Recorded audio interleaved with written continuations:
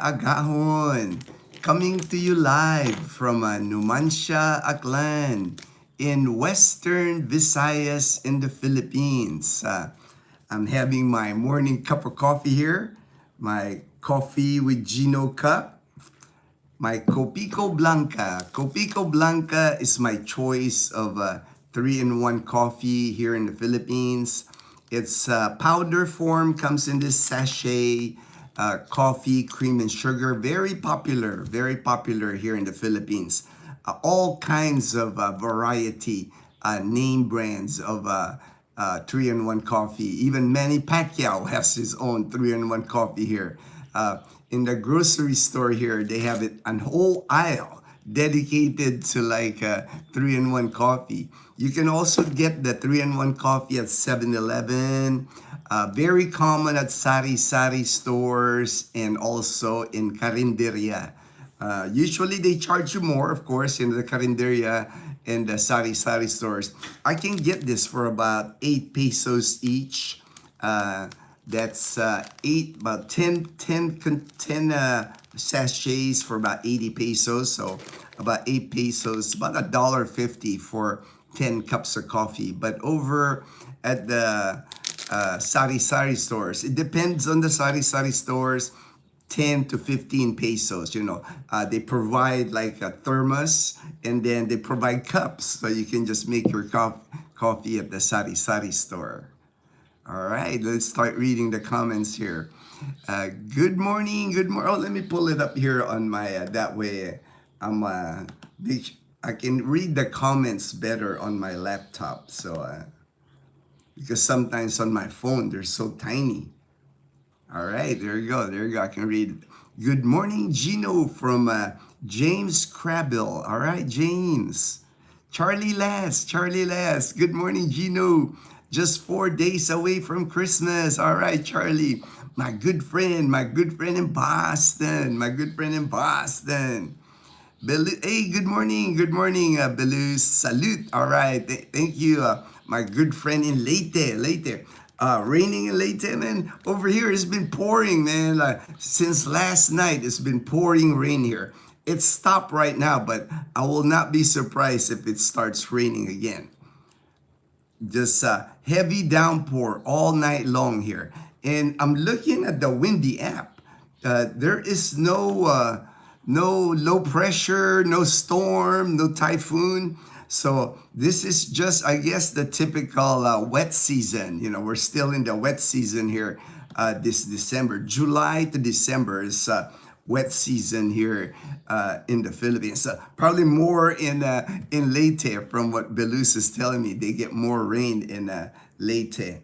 Looking at the Pag-asa website, Northern Luzon, Bicol region, Visayas, Metro Manila, rest of the country, pretty much the same. It's been like this. The statement from Pag-asa, it's cloudy skies with scattered rains and isolated thunderstorm. And we had thunderstorms last night. Even our dog Totoy, she was scared.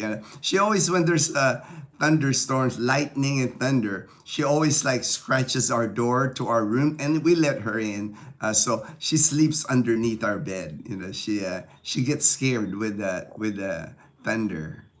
Usually she's just down here by her favorite spot on the corner there by the stairs. But when she hears thunder, she'll like scratch on our door. So we let her in. First light. All right, Belus. All right. Yo, hey, yo, Tim, my good friend, from Las Vegas. Viva Las Vegas. All right, good morning. Merry Christmas, my brother. We're almost Christmas here. December 22nd here. So 3 more days for us here in the Philippines, and it is Christmas. McCoy, greetings from Germany. All right, Germany. Good morning, Gino from JP. Hello, Belus. James Scrabble. My wife drinks the 3-in-1. We get Oh, nice, nice. I know they're very popular. The three-in-one coffee, man. It's like most Filipinos drink three-in-one coffee. They're not much into the brewed coffee. I know that's a big thing with foreigners and expats. I used to drink a lot of brewed coffee when I was in the U.S. But to me, it's just easier, and I don't drink enough coffee. Like this one cup of coffee is my only cup for the day. I don't drink coffee all day long anymore. I used to, but now one cup of coffee a day. So for me, it's so easy to just like I have a kettle right there, that white kettle right there. I just heat hot water, put my three-in-one coffee. I'm good to go. Instead of grinding the beans and all that. And it tastes good. I've found a flavor that I like. I like the Copico Blanca here. So I enjoy my one cup of coffee a day. And if I don't drink this, I usually will hit 7-Eleven for their French vanilla brewed coffee. That's the time I get a brewed coffee. And then, of course, the cafes. Once in a while, if I don't drink my coffee in the morning, I'll get a coffee at one of the cafe. Coffee is like big here in the Philippines now. I mean, even in Calibo, we got so many new cafes, good cafes too. Not just coffee, different coffee beans, brewed coffee. You can have latte, cappuccino, you name it, man. And even in Calibo, they'll have beans from Mindanao, from Negros, from Benguet, from Batangas, from abroad even.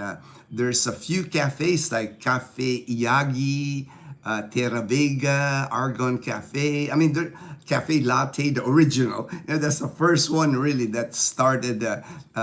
There's like cafe drip, just all kinds of cafes. A lot of Filipinos I noticed they do drink their coffee cold. They like it's hot here in the Philippines. But I'm starting to see more Filipinos drink their coffee hot, because like when I go to a cafe here, usually it don't matter if it's like 90 degrees. I'm used to like drinking coffee hot. So I will order coffee hot.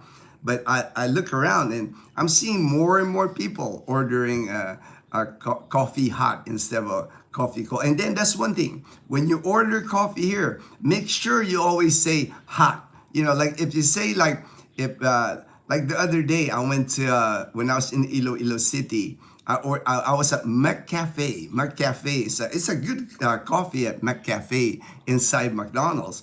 And I did the machine thing. I was punching the machine, that video screen.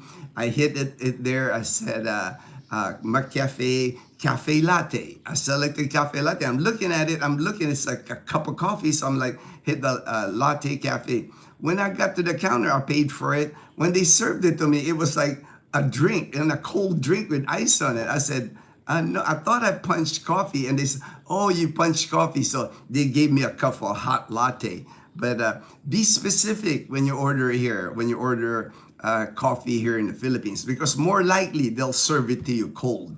When you order like at the cafes, always after you order, I want a cappuccino, I want a latte, I want a caramel macchiato. Always say hot if you want it hot. It's like, don't forget that, because more likely if you don't say hot, they will serve it to you cold. The only people that I've noticed that are good at asking me whether hot or cold is Starbucks. The Starbucks in Boracay.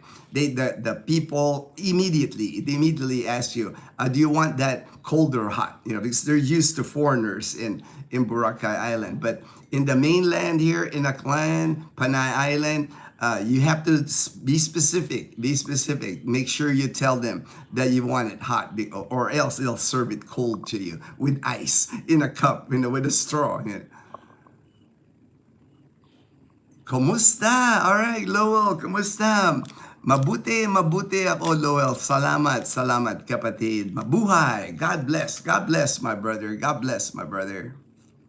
Belus. All right, Lowell. Hello, JP. All right, I don't know that language. JP, hello, Lowell. Belus. No rain right now, but expected with light flooding. Pretty normal. Well, with all the rain we got last night and the last few days, I would not be surprised if there's a flooding here in Aklan province somewhere. like in maybe Ibahay, Nabas. There's areas here that floods easy.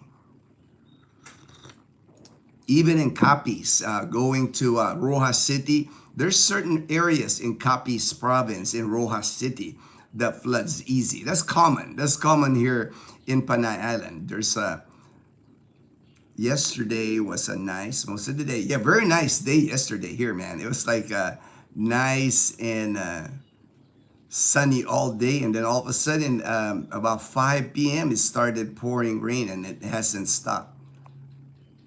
Opposite of your weather, man. All right, let me see, just go back to my comments here. I can read it better here. Alan says, good morning, Gino and Dazzle. All right, thank you, Alan.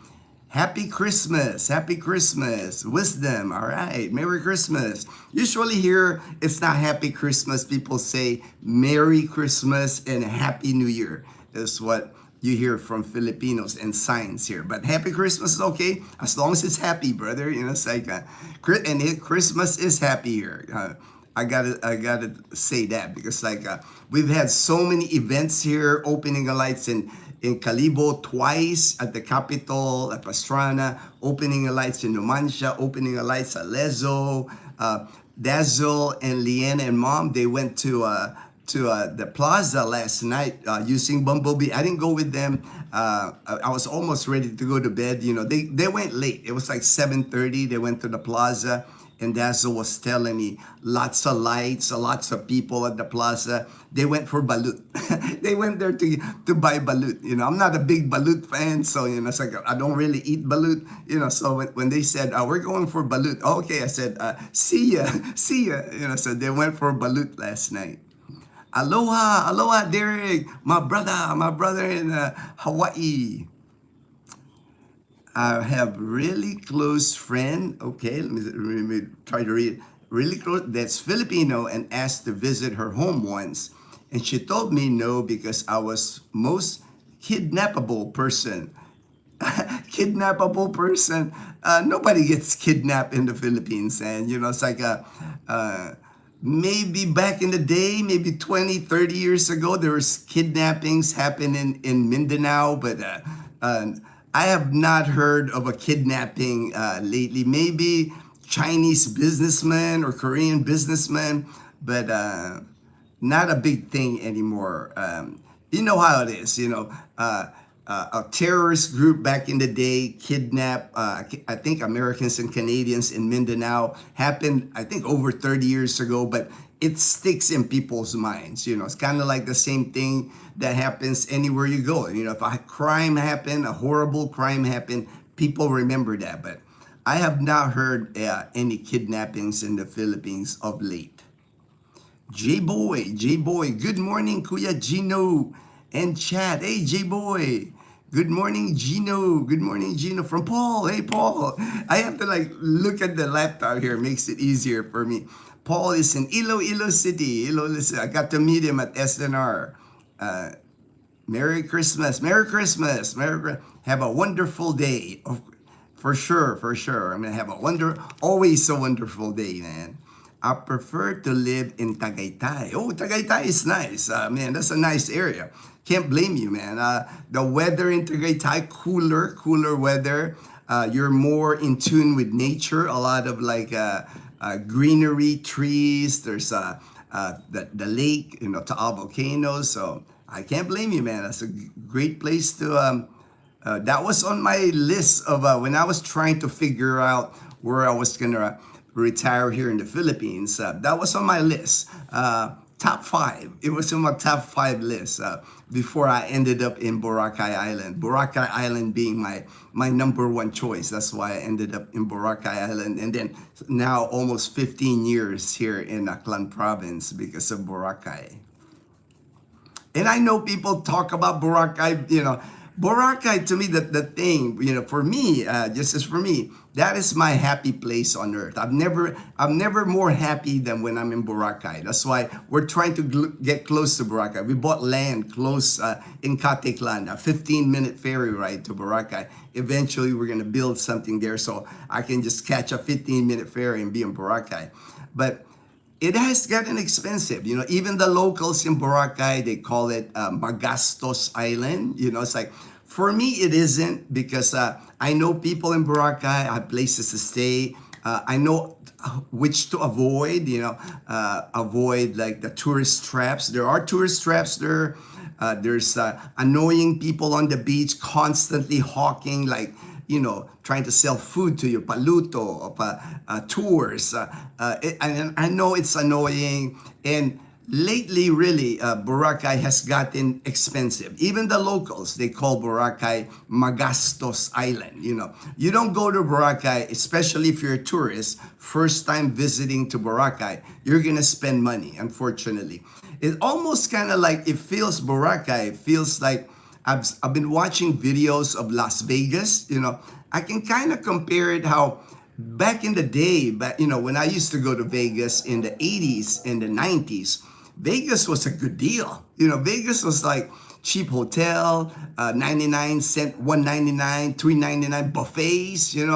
Vegas is not like that anymore, right? Vegas is like, from all the things I'm seeing on YouTube about Vegas, tourism is dropping. People just rather go to other places because they find other places cheaper than going. It's not cheap anymore to go to Vegas. Same thing with Disneyland, those kind of things. Boracay has kind of turned into that, because Boracay is number one tourist destination in the Philippines. It's kind of like even for locals, Boracay is a must. It's kind of like on people's bucket list. It's like, I know many people rather go to Palawan, rather go to Bohol, rather go to other beaches. But to me, White Beach in Boracay Island, it's been named again top beach in the world. It's like, nothing come close to like White Beach Boracay. For me anyway. People got different choices. I respect other people's choices, but it has gotten expensive to go to Boracay. I could remember even up to 10 years ago, from Manila, from Cebu, from Angeles City, you used to be able to fly from those three areas to go to Calibo, here where I live, like 15 minutes away is the Calibo airport. You used to be able to fly here for like 1,000 pesos, 18 bucks. Used to be able to fly here. Now, hardly any flights fly into Calibo now. Now everybody lands in what they call Boracay Airport, but it's not actually in Boracay. It's still in the mainland in Caticlan and Nabasaklan.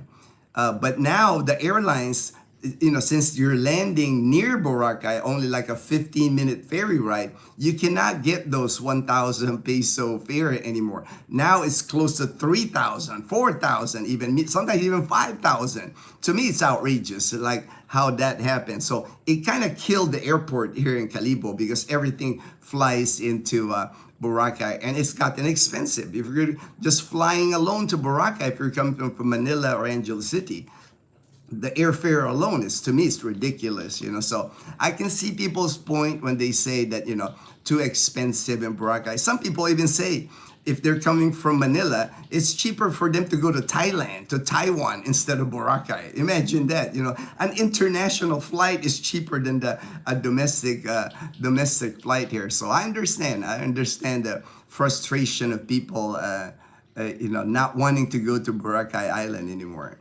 And I have seen the drop. The local government, of course, they published that we're still getting tourists in Boracay. But now, there's a shift now.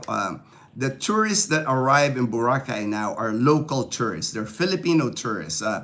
Back before the pandemic, we used to get over 1 million foreign tourists to Boracay. We don't get near that anymore. It's like maybe 300 now.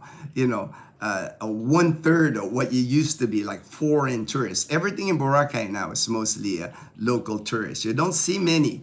Lately, we've been seeing more Russians. It's weird how Russians, there's a direct flight from Russia to like Calibo, a direct flight. I've never heard of that before, but now they do a weekly flight.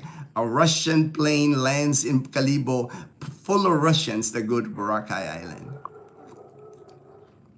Martin, Circle K coffee is too hot. I've had Circle K coffee before in the US. And John Vasquez. All right, my alien guy, my alien guy. Michael Manalastas, my brother in Northern California. Magandang umaga, kapatid. Looking good, brother. Hey, look, thank you, appreciate that. Looking good. All right. Let me see, make sure. Mishitokiri. Oh, that's a tough name. Huh?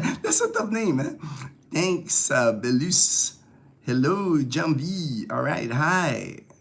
Yo, all right, John Vasquez, magandang umaga. Gino, hey, Lux Beltran, all right, magandang umaga, my friend. All right, I do have a topic. I always try to do a topic. Yesterday, I always kind of go on expat groups. I like reading. I kind of like getting the feel of what expats are talking about here. Their interests, because that's what I usually do now. It's like help foreigners, help expats that want to live here in the Philippines.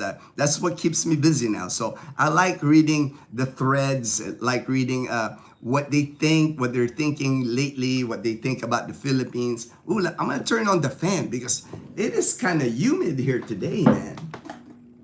I'm gonna turn on my fan here. Oh, I don't have a ceiling fan.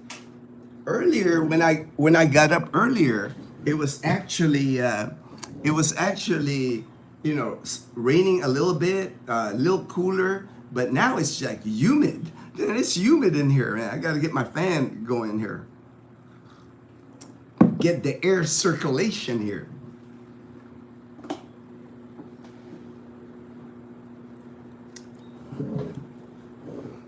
JP, Jumpy, did you notice my alien face is bigger than the other ones? Is that a sign? Is that a sign? I see a lot of aliens. I do see a lot of aliens. Oh, I think JP, because I made he might be using his own alien sign. I made like for my YouTube channel, there's now an alien, like my own emoji. So maybe that's why it's two different aliens. Fortune, good AM, Gino. Hey, Fortune, my brother in Bacoor, in Cavite. Hey, I used that on my last video, man. I used that chimney. I used that as the background, because I know we had talked about that chimney before, and I made sure I walked to the chimney and read like the plaque on the chimney in Iloilo City, man. The Panay Posse, all right. I had a great conversation, video call yesterday with Daniel from Jack's. He's always here. He's probably late. As I started the live stream earlier, but had a nice chat with video call with Daniel yesterday. Good AM, Charles, Lee, Belus, JP, Lowell, and Derek. All right. Okay, so I'm gonna go to my topic. Like I said, I always try to do a topic, and my topic today is some of the inefficiencies. Some of the inefficiencies here in the Philippines. There's plenty. And I know sometimes these inefficiencies frustrate a lot of foreigners here. That's why I wanted to discuss it a little bit, because that way you're not surprised of some of these inefficiencies when you get here to the Philippines. Maybe it'll lessen your stress adjusting here. One of the things I saved a few items, that way I can discuss it. This one gentleman, he said his frustration here is the supermarket, the queue at the supermarket, and he's correct here. He's correct. Even here in Calibo, I don't know what it is, but I hear about the same thing in like Walmart or something like that in the U.S. I hear from people complain that they don't have enough cashiers. And that's usually the case here also in the Philippines. You can have a big grocery store, save more, pretty good size here in Calibo. And when you're checking out, certain times, I've just learned like the best time for me to do grocery shopping is right when they open and also on a weekday. Usually Wednesday, Thursday is my grocery shopping day. I try to do it on a weekday. I can do it on the weekend, like yesterday. I did go to SM Cherry yesterday. But again, as long as I get there right when they open, I should be okay. But once they're open, anytime, if they open at 8, 9, get there at 8 and 9. But anything past that, you're gonna wait. You're gonna wait at a grocery store here. That's gonna be a common event here. Long queues. It's not, you could have a card and there could be like 4 or 5 cards and you could be number 6. It's just the way it is. I think they're trying to cut down on the number of cashiers. Maybe, I don't know. It's like maybe it's their way of running business.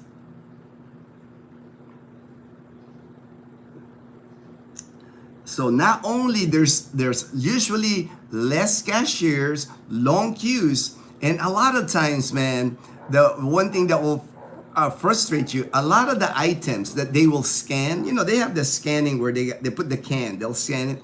It don't want to work. And I always kind of feel so bad for like the cashiers, because you can tell, like the cashiers at Save More especially, I notice there's never really like an older cashier, like an older lady cashier. They always look so young. It's almost like, it reminds me when I was in high school and I would work at Taco Bell. We're all teenagers there. We're all like high school students. That's the impression I get with the cashiers at Save More or SM Cherry. And they're always in training. So I guess they just don't hold on to the cashier, because tell you what, those cashier jobs here, they're stressful. I mean, people get irate. People get irate. Not only the scanning thing don't want to work, so the girl's got to put the can or even the Copico Blanca, and she's got to look at the digits. Look at the digits. And I'm looking at, even here in the Copico Blanca, there's like 12 digits, man. So she's got to punch the digits for a single item. And then a lot of times when it's time to pay, people start paying with their debit card here or credit card, and they have this like a small contraption. They give it to you. You slid your card, and the Wi-Fi sometimes it doesn't work, or your card doesn't work. So even that one customer, especially if the customer's got like a big card, can take forever. That's why for me, I just know when I go to, like I said, I try to get on a certain time of the day. I know what's a good time when it's not busy. But if you go there, especially now with the holidays, man, forget it, man. You're gonna spend, it would not surprise if you spend an hour just in line before you even get up to the front of the line. Very long waits here at the supermarket. So I understand. I understand the gentleman's frustration. And here, we do not have those self-checkout. That doesn't exist there. I have not seen, maybe in Manila, maybe Fortune can tell me if they have a self-checkout in Manila. But in the province here, Panay Island, no self-checkout here. I know that is common.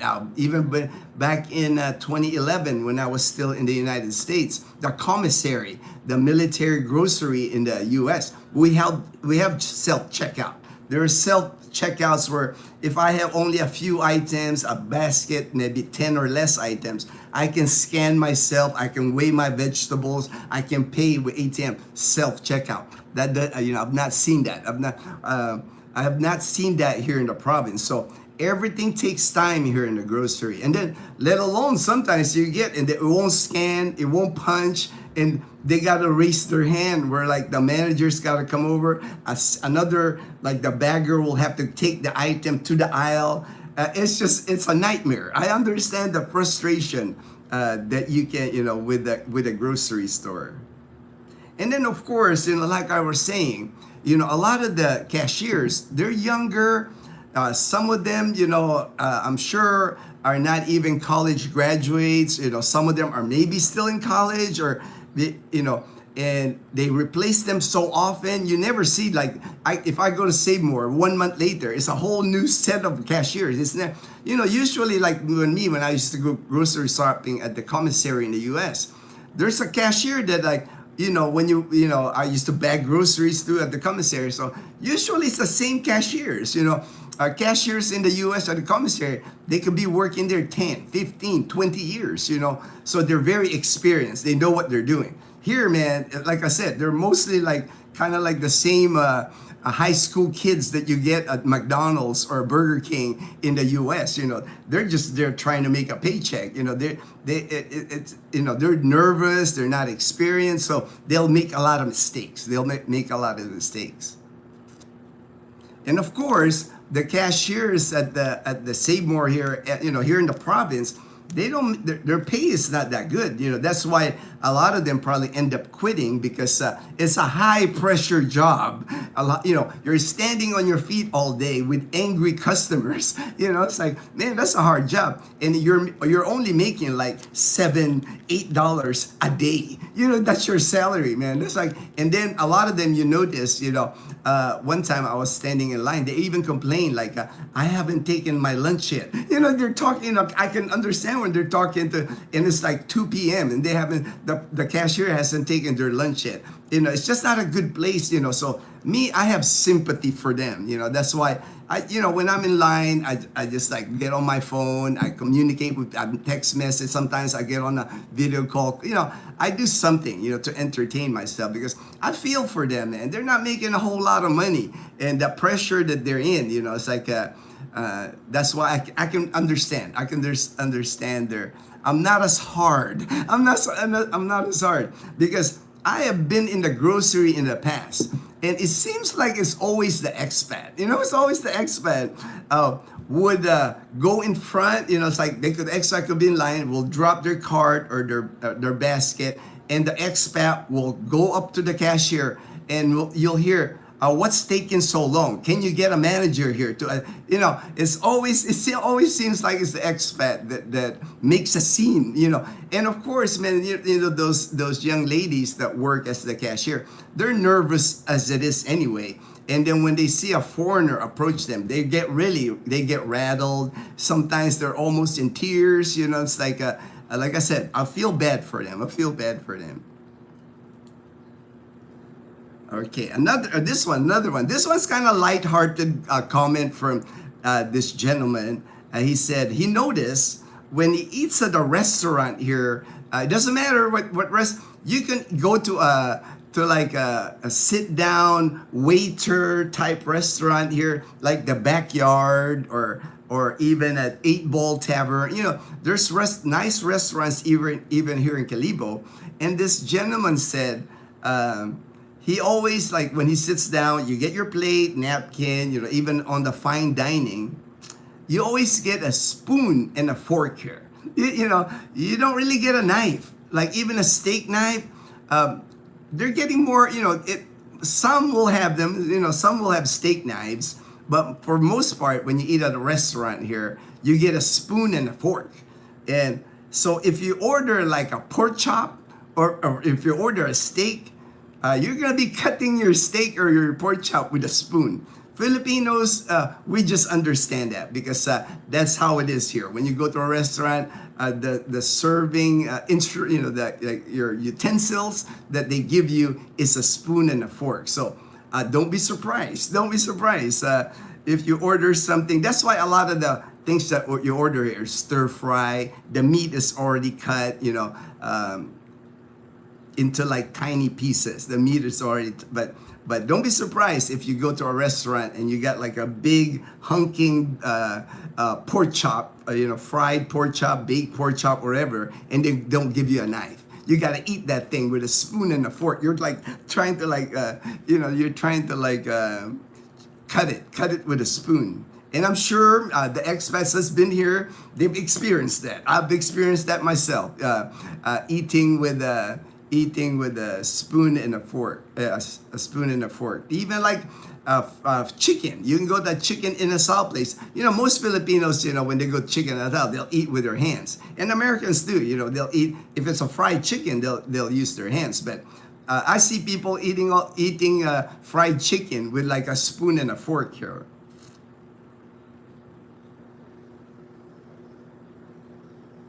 That's one of the items that inefficiency. Let me go through the comments so I don't get too behind in the comments, but I'll continue with my topic. There's more. There's more. There are more inefficiencies. More inefficiencies. Saw the all right, Fortune. You got to see the video. All right. As seen on Guam radio station, Philippines Airlines going start flights from Iloilo to Guam. Oh, nice, nice. Thank you, Derek. Man, like I've been telling people this, man. Iloilo City, man, it's like the up and coming city in the Philippines. And domestic travel all over the Philippines. They got direct flights to most now. International flights, they're adding Guam. I know Singapore's in there, Thailand's in there. Man, it's a place to, and then it's not crowded at all at Iloilo Airport. If you fly out of Iloilo, man, it's so, nowhere near, not even a tenth of the traffic that the people in Manila, man. It's so nice to fly out of Iloilo City. Hi, Gino. Pinay. All right, Pinay Heart. From Oceanside. I know. I remember you, Pinay Heart. And okay, let me see. I'll just make sure. See, I have a hard time sometimes reading on my phone, man. It's like that's why it helps. It helps me. It helps me on this. I'm kind of getting behind in the comments. I gotta go faster here. On the way to work, last 4 business days. All right, Fortune. All right. I know, right? It's like the holidays. In the military, when I was in the military, Fortune, I worked in the hospital. So, hospitals, we never close. So we always split. Like, you either, in the hospital, you either get Christmas week off or you get New Year's week off. That way there's coverage. There's coverage in the hospital. But we're always on call. In the military, that's the one thing. In the military, even if you're on vacation, like let's say it's your week off, your vacation, you go on leave. If you're in an area and there's a shortage of people at work, usually they'll try to like double shift. They'll try to make it work, but they can recall us anytime. It's like because we're not on the clock on the military. When I worked in the military, you're on duty 24/7. They can make you work 24 hours. We don't have the rules like in the civilian world where clock in, clock out. You only work certain hours during the day. In the military, man, we can go work days straight, and it's all good. John Vasquez, hi Fortune, hi Pinay Heart. Emilio, hey Emilio, good morning. Safe travels. I think you're traveling back to San Diego, man. Safe travels, brother. Pinay, J-Boy, all right, Belus, Master Fortune, Emilio, waiting. All right, I figure you're waiting on your flight. Safe travels, Emilio. It was nice meeting you, brother. I had a good time. Next time you're back, man, just come back here to Aklan Province, and I'll show you more. I'll show you more of Aklan Province. I think I'm trying to talk Emilio to move here to Aklan Province. I think he can find a good Filipina here, good life here in Aklan Province. Yes, I also do opening. What did mom say? Oh yeah. I did ask her about where to meet a Filipina, Captain Ron, and mom said the same thing that I've been preaching. She said church. She said the same thing because even at her church that she belongs to, that her and Leanna goes to their church, there's a lot of single Filipinas there, and a lot of times, like I said, the women, the Filipinas that go to church, a lot of times, they got morals. They're afraid to commit sin. They're afraid to commit sin. They respect their parents. Like, look at Leanna. She's been going to church all her life. She's 12. So by the time she reaches 18, same dynamic with Dazzle. When Dazzle used to take her all the time to church growing up, when I dated Dazzle, I can tell, she's just a good person. She doesn't want to do things wrong. Or Dazzle's so funny. She always tells me this, Captain Ron. She's like a law-abiding citizen. Dazzle's one of those people like I'm on Bumblebee and I see a sign in Calibo that says no parking. I'll park there, man.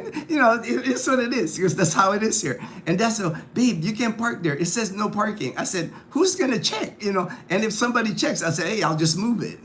But Dazzle's always been kind of like the law-abiding citizen. And that has a lot of that has to do with church, man. I think because she grew up in church all her life, she's like been going to church. I think it just made her like a morally, right person. Doesn't want to do bad things. Doesn't want to do bad things.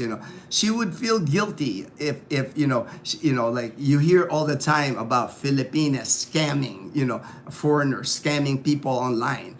I could never see Dazzle do that, or even Leanna. I could not ever, or Mom. I could never see them doing that to somebody because they're afraid they'll go to the bad. They're not going to go to heaven. They're not going to go to heaven if they do bad things. So I think that that's why I've mentioned it before, and Mom agrees. Mom said the same thing yesterday. Find a church girl. Captain Ron, welcome and good question. Good question. And the thing with churches here, and it doesn't even have to be like there's many denominations here, and you don't even have to be in that denomination already, because a lot of times the churches here, they're recruiting. They're trying to make you join their church. And the thing with church groups here, Christian groups, born again groups, Mormon, you name it. All the different church here, I see them all the time here in Calibo, here in Aklan province. They do a lot of functions. They do a lot of picnics. They do a lot of like activities on the beach. They'll have an outing where they will have games. They will have like a lot of food, of course. Any function here, there's always food. So, man, to me, that's like, that's like a nice place to meet women, single women, they're not going to lie about, if they have a spouse, or if they have a boyfriend, if they're going to church, if they're going to church, man.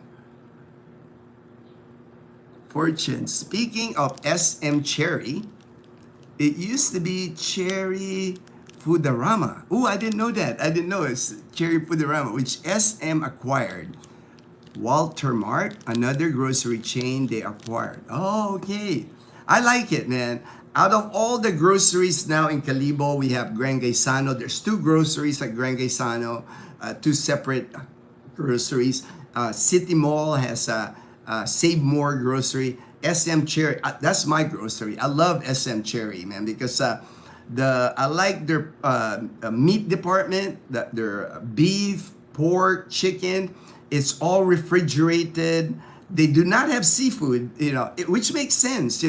For me, that's one thing you'll notice when you go to Calibo. They won't sell seafood at the grocery stores, the franchise, the box grocery stores, because they can't compete with the public market. So there's no way they can have fresh seafood. But their meat department is excellent at SM Cherry. I like it, man. They even have like steaks. I don't buy steaks, but they do have it.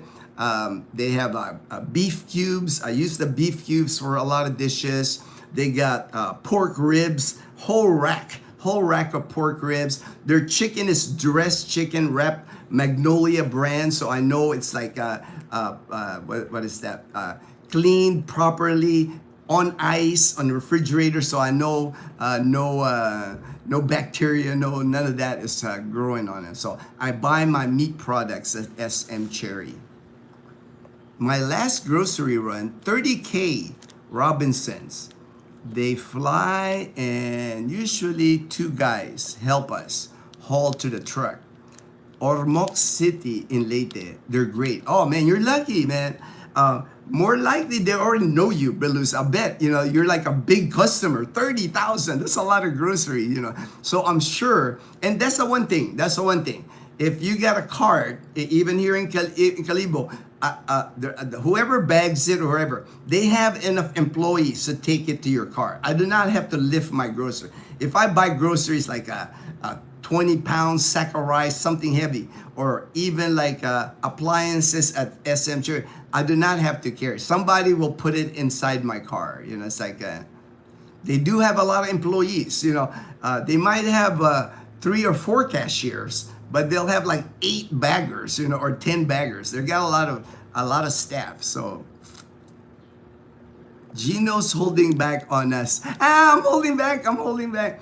No, I'm telling you, Captain Ron. Like for me, you know, it's like I agree with Mom with like the church people. You know, meet somebody that goes to church, because that, you know, Dazzle's a perfect example. You know, she's like she's one of those people that even today, you know, she doesn't want to do anything wrong. You know, it's like she's afraid that, you know, someday it's going to hurt her going to heaven. You know, she thinks like that. So that's a good thing, man. That's a good thing.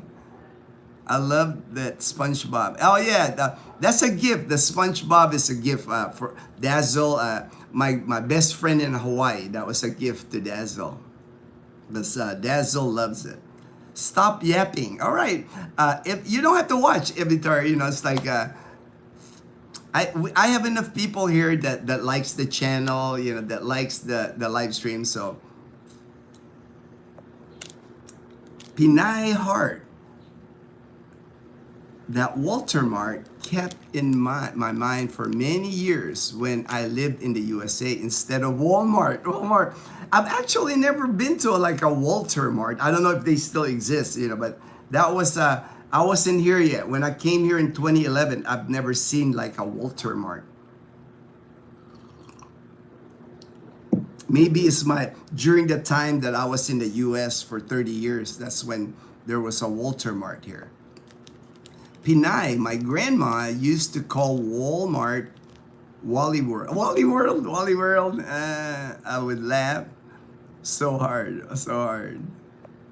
Fortune, the cashiers, they are young because they just do them 6 months contract. Oh, okay, Fortune. Makes sense. Thank you, Fortune. Because I notice it, Fortune. It's like, man, these are like some of the youngest cashiers that I've seen. And like I said, I never, if you know, I've been going to like Save More Now. I've been going to SM Cherry. Every time I go, I don't see the same cashier. Usually, like if you're a regular, right, you go there every 2 weeks or so to grocery shopping, you would at least start recognizing the cashier. I mean, there's only 4 or 5 of them, so I'm like, you would start recognizing, you know. Usually, like when I would shop in the U.S. in a commissary, I have my favorite cashier that, you know, while I'm, you know, I always line up with that cashier because I would have conversation. Hey, how are you? How's your family? You know, kind of keeps me entertained while she's doing my grocery. But here, you never see the same cashier, man. Other bloggers have said they pay training wage for 6 months and they cut them loose to save. That's probably true, JP.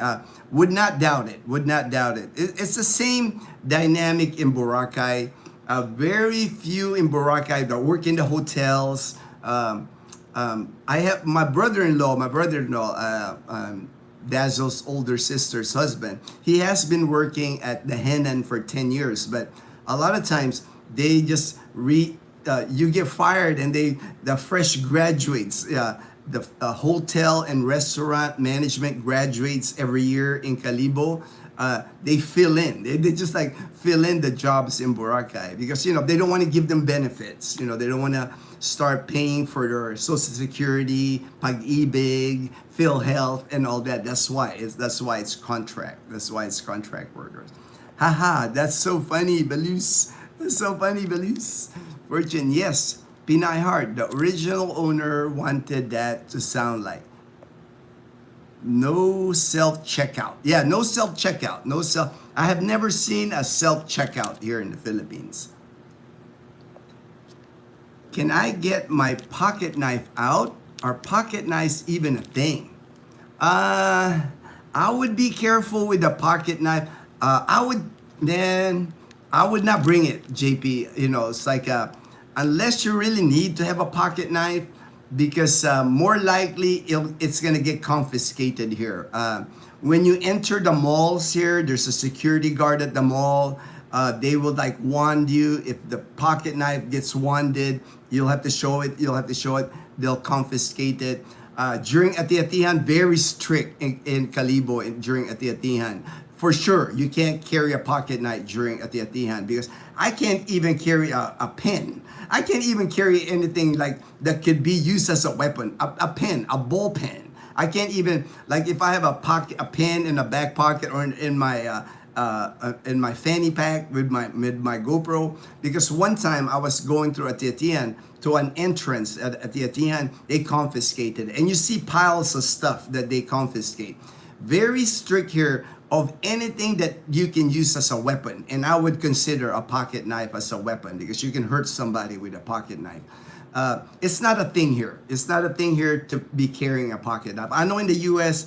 people carry Swiss Army knife, those Swiss Army knife thing, and pocket knives are common.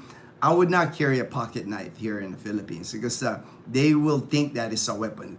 Too many security checks here, going to the mall, even grocery stores. If I go to the grocery store, there's security guards here everywhere. In banks, banks of course you have security guards, but even like most of the mall areas, their own. If there's a store in the mall, like a pawn shop or a jewelry store, they'll hire their own security guards. There's just so many security guards here, and for sure, if a security guard sees you with a pocket knife, they will. It's a red flag to them. It's kind of like you'll get stopped. You'll get stopped. So to me, it's not even worth carrying a pocket knife. Robert Costales, aloha, my friend. Aloha, Robert. Have a good day. Thank you, Robert. Belus. Oh, well, normal to eat with your hands here. Yes, normal to eat with your hands here. Even here in Kalibo, when there's a restaurant, there's two restaurants now that I notice people are eating with their hands. Mang Inasal, always, because that's the barbecue chicken. People always unlimited rice. They always eat with their hands there. And now the Rib Shack, another unlimited rice with like barbecue chicken, barbecue pork, and people eat with their hands there. That is allowed here, to eat with your hands. But if you do eat like at Mang Inasal or the Rib Shack, and you order like a leg quarter, or you order ribs, right? Like back ribs is what it's called. You'll get a spoon and a fork. You're not gonna get a knife. You don't even get a butter knife. There's no knives. It's always spoon and a fork. So you either eat with your hands or you eat with a spoon and a fork. SM doesn't give the bagger enough boxes to put the purchased goods. They want the customer to purchase their eco bags. Of course, the customer will say, look for a box, the bag. I have a comment about that, Fortune, about eco bags. I'm into eco bags, and I bought the eco bags. But the thing that I don't like, that's why I don't shop at Save More anymore. I moved over to SM Cherry, because check this out. I bought their eco bags at Save More, right? Fortune. So I have like 4 or 5 eco bags. The eco bags are reusable. That way, when I go to the grocery, I'm carrying my eco bags. I get my big cart. I put my eco bags. When it's time to cash out, I hand my eco bags to the bagger. To me, that's like what? Simple process, right? They don't make it simple here, man. When I go through my cart and I have my eco bags, you know what the guard told me, Fortune? You gotta check your eco bag to like the check. They have a place here when you go to the grocery store. You go to any store really. Usually there's a check-in, check-out counter where if you purchase, like let's say I go to City Mall, I go to Ace Hardware, I buy a can of paint at Ace Hardware. It's in an Ace Hardware bag. Before I go to the Save More grocery, I gotta check that in. I cannot carry my paint. I can't carry that Ace Hardware bag. Normally in the US, I would just put that in my cart, right? In my cart, in my grocery cart, because they don't sell paint in the grocery. So what would that make a difference that I'm carrying paint in the, but it doesn't work like that here. It doesn't work. And same thing with the echo bag. So I'm like, okay, so I have to check in my echo bag. So I have to line up. There's a line to get your stuff checked in, your backpack, personal, whatever bags. So I line up to get my echo bag checked in. So I get it checked into the echo bag. They give me a little stub, like a plastic stub. So I go grocery shopping. So when I'm checking out, I have to go get my echo bags and get to the counter. You know, it's like I don't know what the reason is. I'm thinking, well, maybe they don't. I don't understand why they would not let me in with my. And they're used echo bags. It's not like it's brand new with the tag on it. You can tell I've used the echo bag several times. But it is what it is. You know, it's one of those things here in the Philippines. Inefficiencies here in the Philippines. So now I go to SM Cherry. They allow me to go in there with my echo bags. Line on hold. JP, careful on pocket knives, subject to security checks. Yeah, that's what I'm saying. I would not carry a pocket knife. I don't. I wouldn't carry a pocket knife here because it'll get confiscated, and then at worst, it could be an issue. It could be an issue that you're carrying a weapon. Hi from the East Coast. All right, Ken. Good AM, Emilio. Good morning, Gino. Brian, hey Brian. Morning all. Pinay. Here in California, we pay for bags after we check out at the grocery store. Also in the commissary, we have to pay for bags. Just don't forget to bringing them. Same thing here, the echo bags. I have to pay for them. They sell them. They sell the echo bags, right? The cashier sells the echo bags right there. So to me, that's why I'm saying I've used the same. I got 4 or 5 of them, and I used it all the time. But for some reason, Save More wants me to check them in. Check them in my echo bags. All right, I'm going to church. When I get there, all right, Captain Ron. Hey, it won't. To me, it's like it can't hurt. It can't hurt to and like I said, you don't have to be like belonging to that church already when you go. I mean, any of the Catholic masses here, you can attend Catholic mass here. You don't have to be a Catholic to attend they're always wanting to recruit. They're not going to turn you away. They're not going to turn you away here. Dazzle is the sheriff for good reasons. I know, right, JB? She's a law-abiding citizen. She keeps me out of trouble. Dazzle does keep me out of trouble because maybe I'm becoming too much of a Filipino. I'm starting to do not follow the rules. I've been here now going 15 years, so it's like I'm adapting to their ways that nobody follows the rules here. Brian, hey JP, Belus, so funny the knife thing. Always packed on belt. Never once asked or approached by my PNP, Philippine National Police, Philippine National. I guess Leyte different. No, my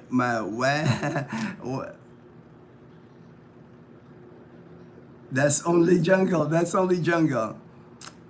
Yep, it's like I've never carried anything that they would like assume as weapon. And like I said, during Atiatihan here, the festival, January 11 to 18, very strict. You have to go through checks. There's like they'll wand you. Anything that they can see as a weapon, like I said, a ball pen. You're not allowed a ball pen. Anything like a selfie stick, anything that you can use as a weapon, they won't allow you to bring into like the festival area. Hey Brian from GP, does Dazzle have a badge? Dazzle doesn't. She could use a badge. What I mean? If she has we'll get Dazzle like a sheriff shirt, and then I'll get her like a sheriff cup with like the sheriff. I'll have a cup made for Dazzle that she's the sheriff. Does Edgar had a Filipina list? A Filipina. We'll have to ask Edgar. I'm not gonna speak for Edgar. So if he joins in on the live stream, if not, we'll have to ask Edgar. JP. When you meet him in person, ask him, man. So SM Cherry on J&K video. All right. That's where I go grocery shopping. I like SM. It's never crowded there. everybody goes to like the Save More because it's inside the mall, inside the city mall. SM Cherry, you have to walk across. It's not as busy for some reason, so I rather go to SM Cherry. And like I said, I like, it's newer. SM Cherry's only been open less than 2 years. It's newer. I like even their meat department. It's so clean in there. I never like smell stuff. I never, with the other groceries, sometimes, you're going like, man, something doesn't smell right.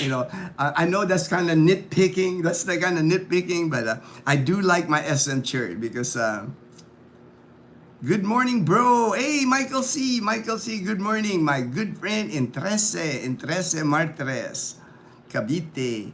Good AM, Michael C. Good morning, everyone. Pinay Belus. Isn't it mall securities check the bags and around the waist if you are carrying something? I have a friend, she told me once she accidentally kept her adult toys in her purse. They confiscated. Hey, man, there's nothing you could do, right? If they're gonna confiscate it. And that's another thing that very common here in the Philippines. When you go into a mall, there, you got to get security check, and there's always like a male line and a female line, and they use the wands. They'll have like a plastic container right there on their table, and you'll see items that they confiscate. So there's nothing you can do if they confiscate it. There's even places here where if you're wearing a cap, like a ball cap, if you're wearing a ball cap, they'll ask you to check it in. It's like I guess because if you're wearing a ball cap, sunglasses, maybe you look like the Unabomber, or you can rob a place. I don't know, but your baseball, your Dodger hat or whatever, you would have to remove your cap. They will pin like a number on it and give you a stub to claim it on your way out. Same thing with umbrellas. I guess you can use an umbrella as a weapon. Very strict here, and to me it's okay. It's like it doesn't bother me that they do all that. I mean, if they're doing that for security reason, they must have a reason. They don't want people carrying weapons. They don't want people carrying that they can use weapons here. Plus, nothing you can do about it. It's one of those things I always tell people. It's like you just gotta have to go with the flow. That's the process here. If you want to go inside the mall, you're gonna get checked. If you're carrying a bag, you gotta get your bag checked in. Kind of like the things that happens here. Morning, Fortune. Morning. All right, Pinay. Her toys, I thought of that was hilarious. I know, right? That would be funny, man. An adult toy, man. I thought they only confiscate it when it's a threat. When it's a threat. I don't know. Maybe they can use that as a weapon. I don't know, man. Fortune, in Manila, in urban cities, PH, but probably not in Leyte, where Belus is. Morning, Fortune. Yeah, they're more lenient here. They're more lenient in the province. You can get away with a lot more stuff here in Aklan province, in Panay Island. I know, like in Manila, where Fortune, he works in Manila. You can get jaywalking, no parking. There's a MMDA that gives a lot of tickets.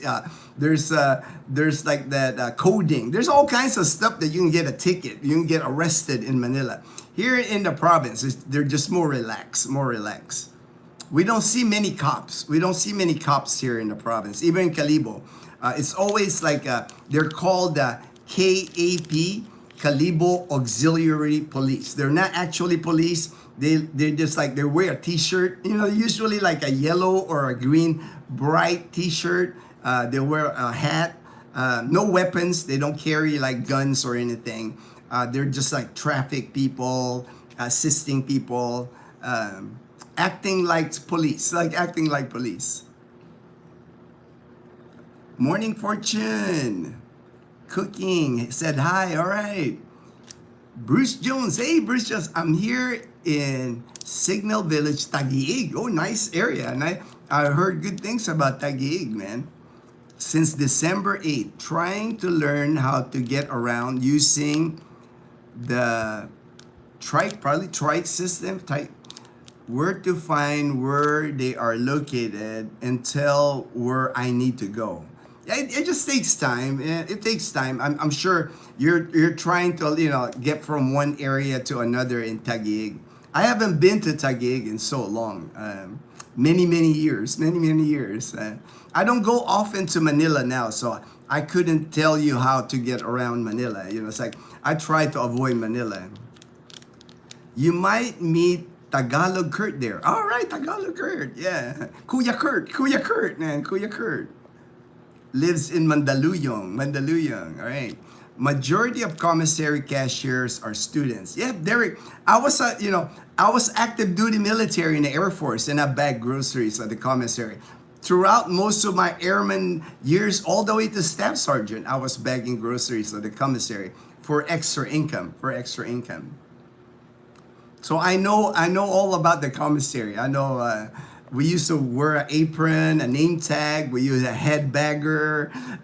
We used to you get the cart, you fill your bags, you take the people's grocery outside to their car, and you come back, and then you find a line that each cashier and go, follow you. That was right. They follow you. You tell the guy that you're following them in line to be the next bagger. I know all about commissary bagging, man. I did that for many years while I was active duty military. Because they don't pay us enough in the military. You know that, man. As an airman in the military, E1 to E4, man, you don't get paid much in the military. You need a part-time job in the military. Me and the wifey staying with relatives, but I'd like to rent a place on our own, but don't know how. All right. Hopefully your relatives, man, hopefully they can help. The first thing, Bruce, and I know I've communicated with you before, we've chatted before or even on my email. The first thing, you would have to decide where you want to live. That's to me, that's the piece. Is it going to be Tagaytay? Is it going to be Manila? I don't recommend. I don't recommend Manila. Or is it going to be like Iloilo City? Highly recommend Iloilo City. Since Iloilo City is a good soft landing. That the province might be too difficult for people for a soft landing, just because the city, like Iloilo City, to me is ideal because all your Western amenities are there. The province could be tricky, because like even Calibo, if you're used to like city life, if you're coming from New York, Los Angeles, Houston, Texas, big cities, province could be hard to adjust to. Like the slow pace, not having all the conveniences that you have. Iloilo City, you got your SNR, they're building landers, you got the big malls, you got fast food, you got all the American Sbarro, Pizza Hut, KFC, you got all that. Here in the province, pretty much we have McDonald's. That's the only thing we have here in the Aklan province, man. But you just have to select, man. Bruce, I can try to help you with that if your relatives are not helpful as far as like trying to pinpoint an area where you want to go. Or we really need to know what you're looking for. What's your budget for housing? It's like what type of housing are you looking for? Or do you want to be near the beach? Near the beach, man. Boracay Island, and it's like if you're like a beach person, you love the beach, and Boracay Island's a dream. If you live there, you're gonna be actually living in paradise. And it's not that expensive once you live in Boracay. Tourists for Boracay is expensive because but once you live in Boracay, once you know what the going rate on rent, once you start grocery shopping at like they have the local public market there, the Talipapa, but they have groceries now in Boracay. They got Save More groceries, same grocery I have in Calibo. They have Robinson's grocery there. We don't even have Robinson's here on the mainland, so just depends. I know some people are beach people, some people aren't beach people, and there are many expats live in Boracay Island. Balut, hit like. Or the balut, the balut will get you. The balut, that's funny. There's Daniel. Hey, Daniel, my brother in Jacksonville, Florida. I really enjoyed our video chat yesterday, Daniel. Thank you for reaching out. You know, it's like a good conversation. Daniel's my brother now, man. We're gonna be having a good time once you come here to the Philippines. I'm gonna show you around here. Same thing with JP. JP wants to see whatever in Panay Island, if Rojas City, Iloilo City, you name it. I'll take you guys everywhere here. Good morning, Gino and everybody. Hey, there's the Colonel. There's the Colonel. All right, Colonel. Hello, everyone. Roberts, Z Roberts. Good morning, JP and Fortune. Wow, you need security. You need security. Well, here in the Philippines, the thing about security guards here, it's not because it's unsafe, right? The security guards here, a lot of times, a lot of the department stores, a lot of the stores here have their security guards. They're kind of like to keep the peace, you know, among the customer or the customer and the salesperson. They do a lot more than just they're kind of like the all around whatever, you know, directions. If you need directions at the mall, they get their medical kit. They're CPR trained. Security guards aren't really, you know. Some of them will have weapons. I know some of them would have weapons even at the mall, but it's not, you know, when people say, even like when you go to BGC, man, there's so many security guards everywhere. It's not because it's unsafe. They just keep everything orderly, you know, especially here in the Philippines. There's a lot of situations here where there's got to be a line, you know, a line for the grocery store, a line for the ATM, a line to get your bags checked, right? The security guards, they're just making sure nobody's like cutting line, no, you know, there's no people aren't getting upset at each other. They keep the peace. They keep the peace. So it's not about, when you see security guards, you're thinking, oh, it must be unsafe here. It must be dangerous here. It's nothing like that. Colonel Derek, do they have McDonald's or Subway at Iloilo Airport? I have not been inside Iloilo Airport lately. I would have to ask. Maybe the Colonel. I know the Colonel's been... but usually McDonald's here, usually they're outside. Subway, I have not seen a Subway in Panay Island. There used to be one in Boracay, but I have not, you know, once that Subway closed, I have not had Subway now in many years. At least 6 years I have not eaten a Subway. Swiss knife put in check-in bags at the airport. Yes. Anything that can be, you know, anything that can be used as a weapon, you can't carry it in your hand carry, especially if you're going into the airports. It'll get confiscated like that because you have to go through the metal detector. Your hand carry's got to go through the X-ray, and anything that they see in there that can be used as a weapon, they'll take it away from you. From what I have looked up, we are not allowed to carry a pocket knife at all.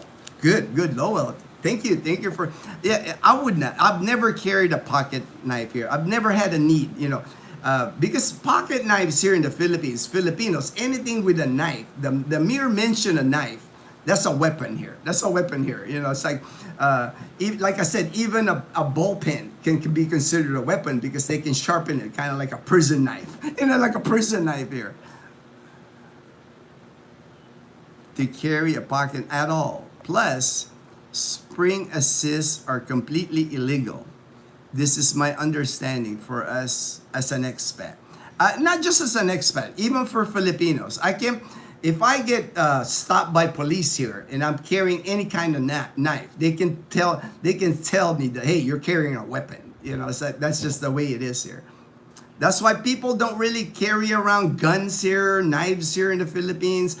If you get caught with it, you know, chances are you're gonna get arrested here, even with a knife, because they're gonna wonder why you're carrying a weapon. Just got home from my units, and I am. Oh, I'm sure, man. That's worrying. Hopefully, man, Daniel. Hopefully, all the units, all the storage unit, all that stuff's gonna be behind you, my brother. I know. I know that's.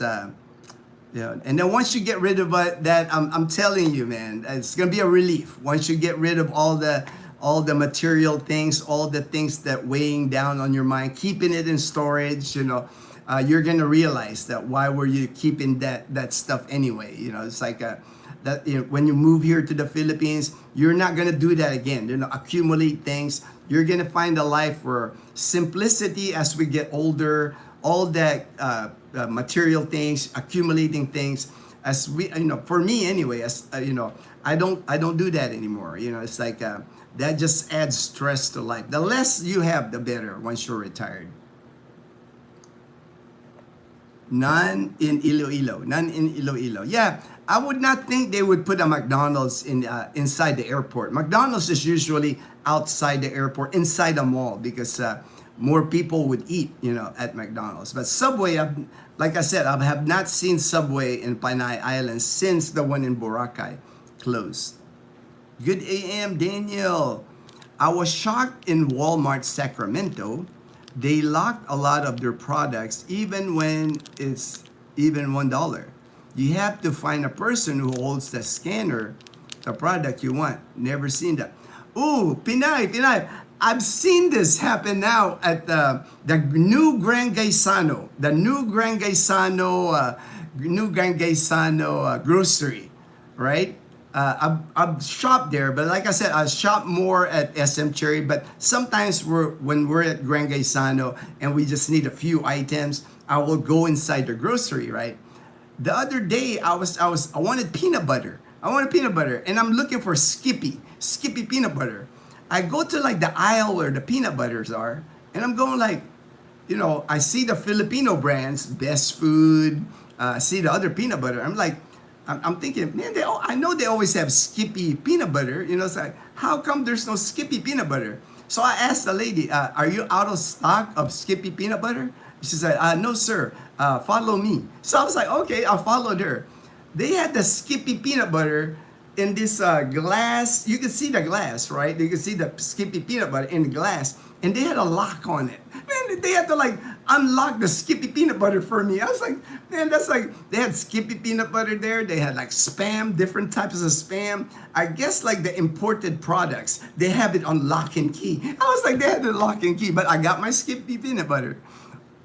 I thought that was kind of funny how, why would you lock up a Skippy peanut butter for like 200 pesos? It's like, but hey, I'm trying to think, do they shoplift? Like the peanut butter? It's like, I don't know, man. JP, all right, Daniel. Still have another hour to unload stuff. Just 2 more days and it's over.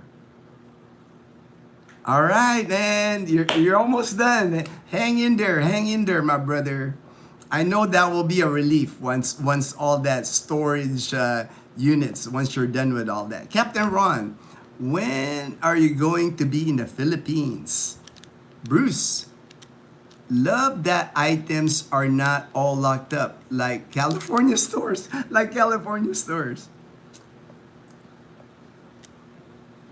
Hey, mate.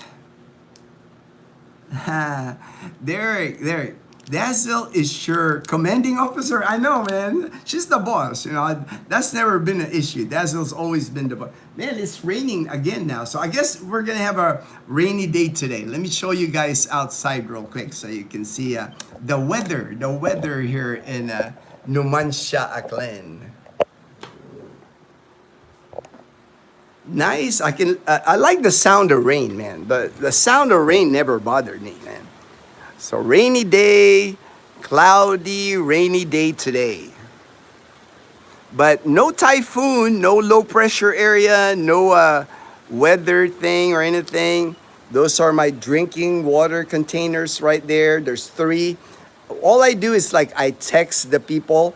These are the 5-gallon drinking water.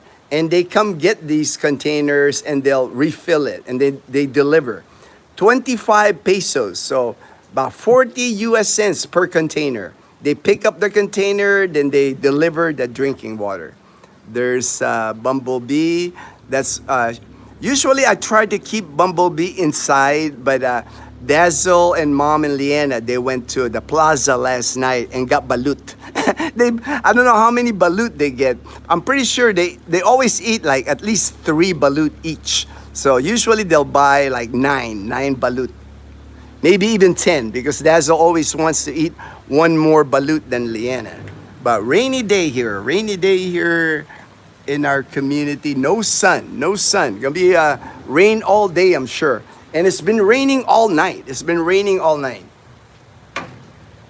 It would not surprise me if there's areas in Aklan province that will be flooded because with the amount of rain, this is a lot of rain, man. You know, it's like the past couple of days, we've been getting a lot of rain.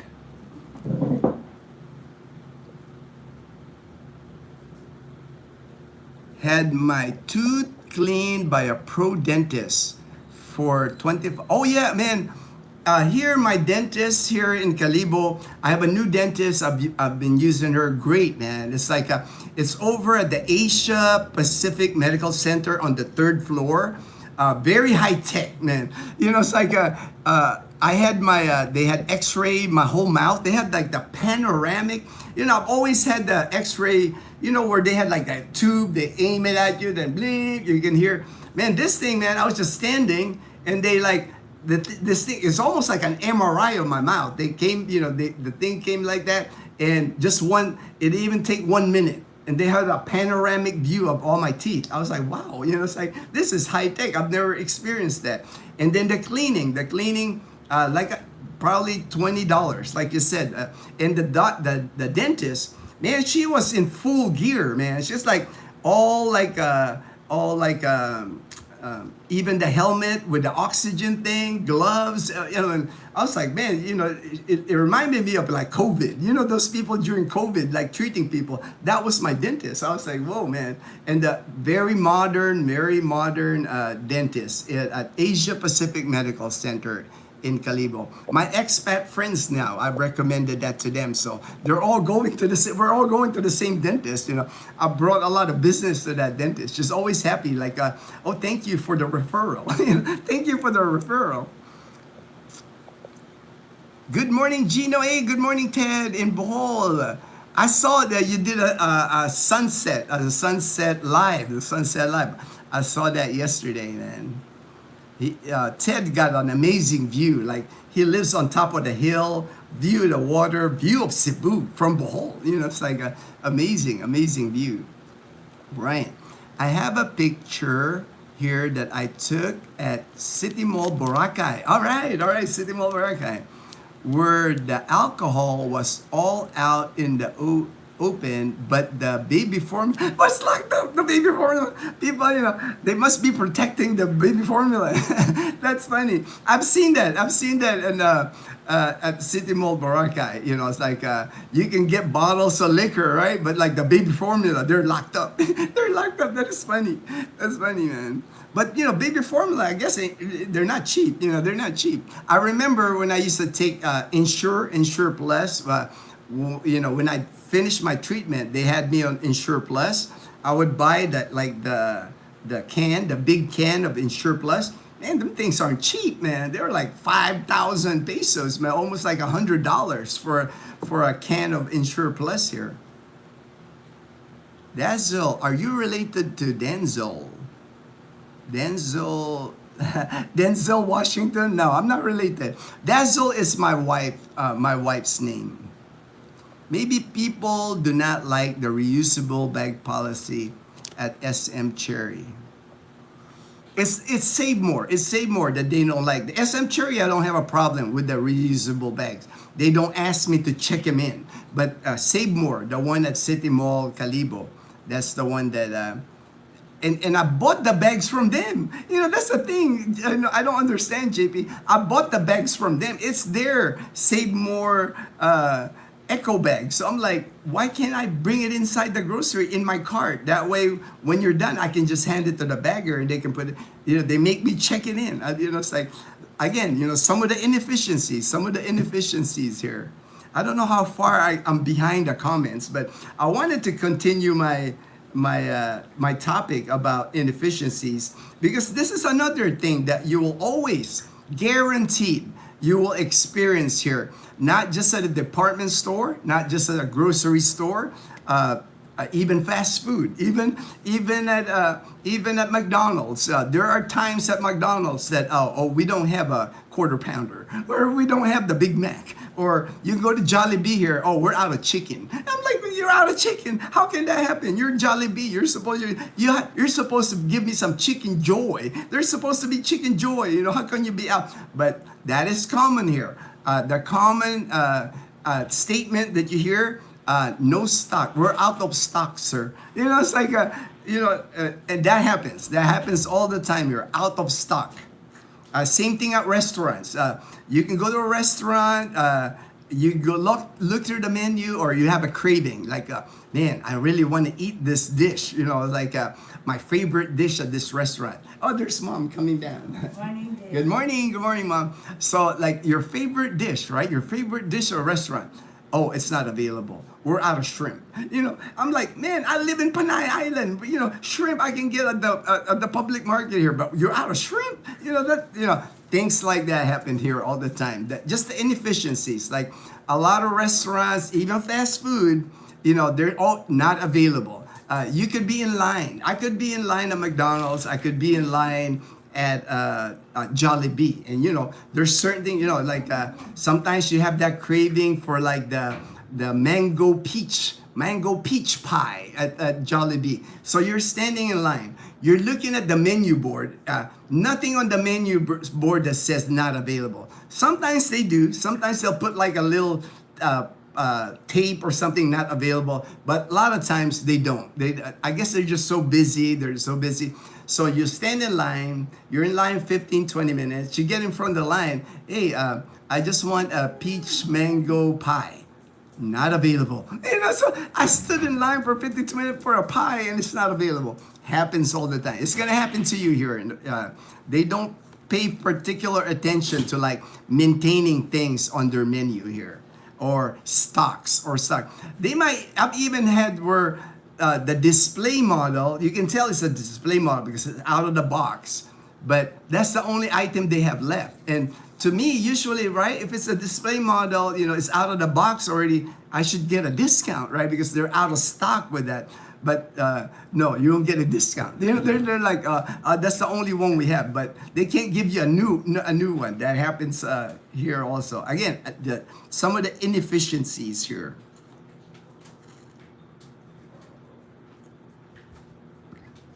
And then another inefficiency here in the Philippines that you'll deal with when you open a bank account here. Or is the digitalized. It's like most of the time now you can just do online application, right? Or even if you go to bank, there should be like somebody that can assist you type in the information here. Man, when you open a bank account here in the Philippines, they're gonna give you like 3, 4, 5 forms.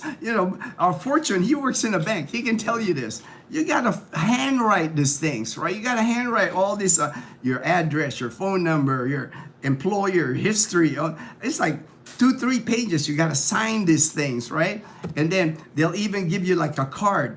Sign your name here like 3 times or 5 times. So you gotta sign your name. I guess it's a signature card. So everything's like still on paper and takes time, because after you complete all that, you hand it to the person trying to open your account. She's gonna review it. Oh, you missed this part. Oh, you missed this part. You missed this part. And then she takes that form and she'll sit in her computer there and start inputting it in the computer. So it takes time. And then I don't know what they do with the signature. I'm sure they keep it in the bank, like your signature card. They still issue passbooks here. In the US, I don't think they do that anymore. Like an actual paper passbook of your balance, like or when you withdraw, you show your passbook, you withdraw. I've not seen a passbook in the US. Everything's all digital. Here, even when I make a deposit at the bank, I make a deposit, like I write checks, my dollar account in the United States. I make a deposit in my dollar account in the Philippine National Bank here in the Philippines, right? When they charge me, there's a charge. There's 250 pesos is the charge for me to deposit, like my own checking account in the US. I write a check to deposit at the bank here, my dollar account. 250 pesos is a charge. When they charge me that, they got to give me a receipt. Man, they give me a receipt like with a carbon paper receipt, writing my name, 250, and then I get the yellow portion of the carbon paper. That was my receipt. I mean, when was the last time you went to the bank or anywhere in the US where you still get a paper receipt? It's like, and it's so inefficient because it takes time. That's why when you go to a bank here, everything takes time. There's long lines at the bank here. If you're going to a bank, the queue at the bank, usually you'll take a number from the security guard. There's a security guard. There's always two lines. One for priority. Priority is like senior, pregnant women, PWD. I'm kind of lucky because I'm PWD, so I'm in that line. And then the regular line. So there's two lines, two numbers, and usually when you go to the bank, inside the bank, when you sit down inside the bank, it's not uncommon to have like 25, 30 people there ahead of you, opening an account, whatever, nothing, a transaction in a bank here, when I was in the US, if you went to a bank, you're in and out of there, everything's about efficiency, everything's about being fast. A bank here, if you open a bank account here, expect to spend the whole morning, at least 3-4 hours to open a bank account here.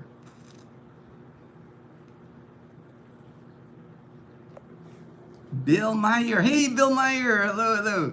JP planning next year. Are you getting there's? Oh yeah, Captain Ron. JP is here in 7 days. I will be picking up JP in Boracay Airport in 7 days. And here in Bohol, we don't have many options for groceries. Only have Alturas and BQ Bohol quality. SM is finally going to open a store in Tagbilaran soon. Oh, all right. SM, I just think SM get good prices. I guess because they have contracts, even I've noticed, even like their chicken, their Magnolia chicken, I think it's only like 170 pesos per kilo, pretty good price for a dressed chicken, American, to me, it's like American standard. It would be the same chicken that I would be buying in the US that's wrapped in plastic on ice, not the chicken that they sell at the public market. It's like, man, those chickens scare me, man, at the public market, because I'm medical, man. I understand public health, and the chicken at the public market here, they just put it on top of each other, and they could be sitting there with no ice or anything for like many hours. Be careful with jaywalking, even though you may see, in Manila, for sure, jaywalking. I know they give you a ticket in Manila for jaywalking. Here in the province, I've never heard of anybody getting a jaywalking here. I mean, people cross everywhere here. You should see the main road, Rojas Avenue in Calibo. When I'm driving my car, not only do I have to watch out for tricycle, for motorbikes, I gotta watch out for people, man. They're like coming out of everywhere, left, right, on your blind spot. It's like people are crossing the street like it's nothing. No pedestrian lane, nothing, man. It's like like I said, organized chaos.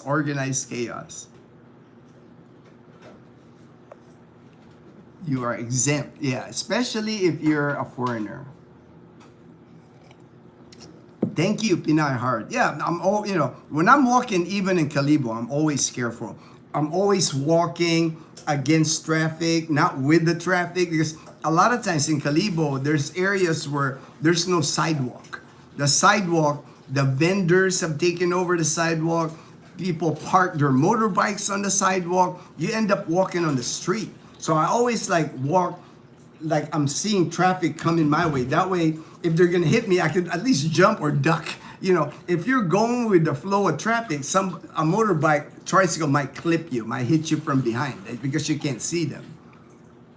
Very careful when you walk around here in the Philippines. And Captain Ron, I will be there next weekend. All right, next weekend. All right. JP, Captain Ron, I rented an apartment in Calibo month to month with Master Sergeant Gino's help. All right, thank you. Hey, Alan, my good friend. Howdy from Texas. Chile, Texas. All right.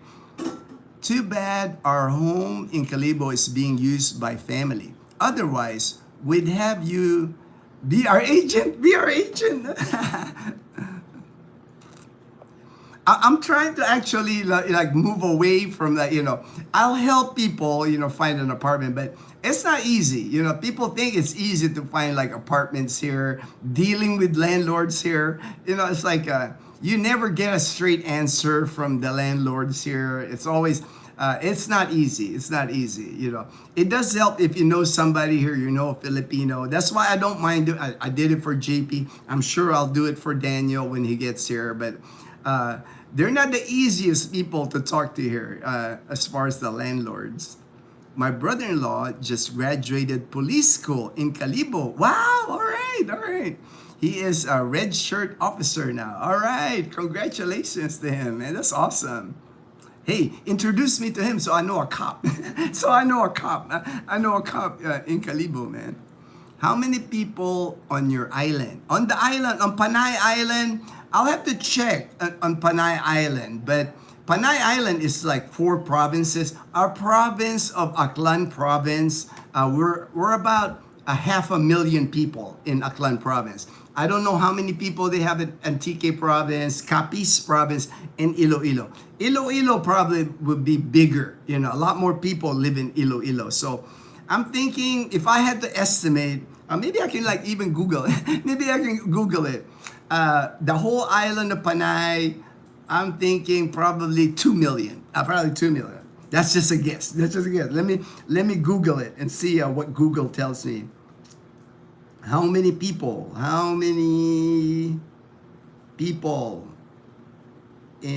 because Panay Island is huge. Because even my friend from Hawaii, Stevie, he's here in Katigalan right now. He told me, "Ooh, wow! I didn't realize that many. 4.67 million people in Panay Island as of 2024. That surprised me. That's a lot of people, man. 4.67. But we're a big land area. Even my friend Stevie told me Panay Island is even bigger than the Big Island in Hawaii. So I know it's a lot of space. It's not crowded here at all in Panay Island. Plenty of like farmland, plenty of rice fields, not crowded here at all, even with 4.6 million people. Last month, I felt like I had culture shock when I saw 2 security guards at a big Asian store in Sacramento. I later learned we were in an area with a lot of crime. All right. See, that's the thing. That's why I mentioned that, Pinay Heart. Here in the Philippines, just because you see a lot of security guards doesn't mean that there's a lot of crime or it's unsafe. Like I said, the security guards, it's more for the businesses to make sure, one, they're not getting robbed. One, they're not getting, shoplifting, things like that. Because there are shoplifters here. I mean, there's pickpockets here in the Philippines, anywhere you go. I do not care where you are in the Philippines. You always have to watch for pickpockets. Even in Calibo, even in Boracay Island, once in a while, they'll catch somebody that's a pickpocket. Pickpocketing is just like, they're everywhere in the Philippines. So that's why people carry sling bags. Don't carry important documents. Never carry your passport with you. If you have a U.S. passport, just make a copy of the picture page of your passport, your stamp of arrival date. Make a copy of that.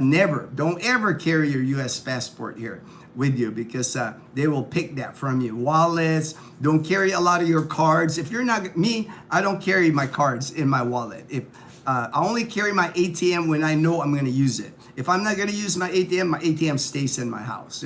I do not, don't carry anything of value in your wallet. Always be aware where your wallet is. Never in your back pocket. Never in your back pocket. That's going to get picked here.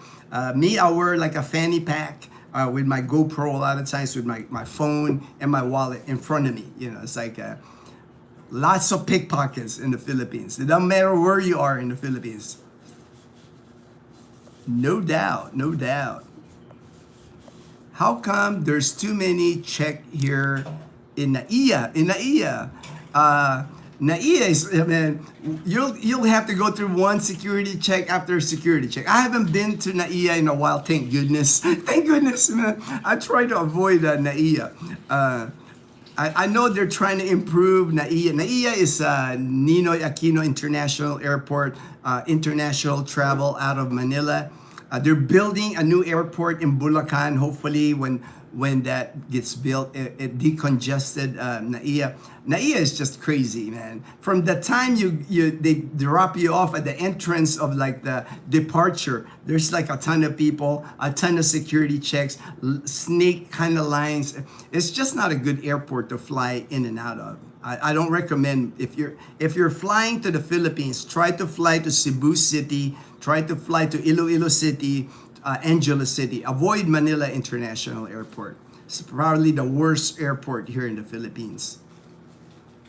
I have never not carried a pocket knife. Well, I guess that's the thing, JP. Some of the things that you're gonna have to give up, because chances are, like I said, if you carry a pocket knife, they're gonna view it as a weapon, and more likely it's gonna get confiscated. So I would, one of the things that you'll have to give up, same thing with gun, like pew pew. I guess they call it pew pew. They don't want to mention the GUNS word, but pew pew. You don't carry that here in the Philippines.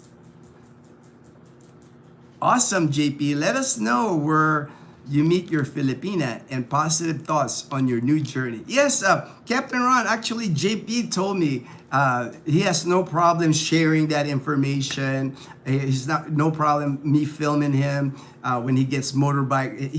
He doesn't mind me like filming him when it's his time together. But no pressure. I never pressure people when it regards to that. Whatever he wants to share, we'll share it with the group here. His journey here. Jif peanut butter.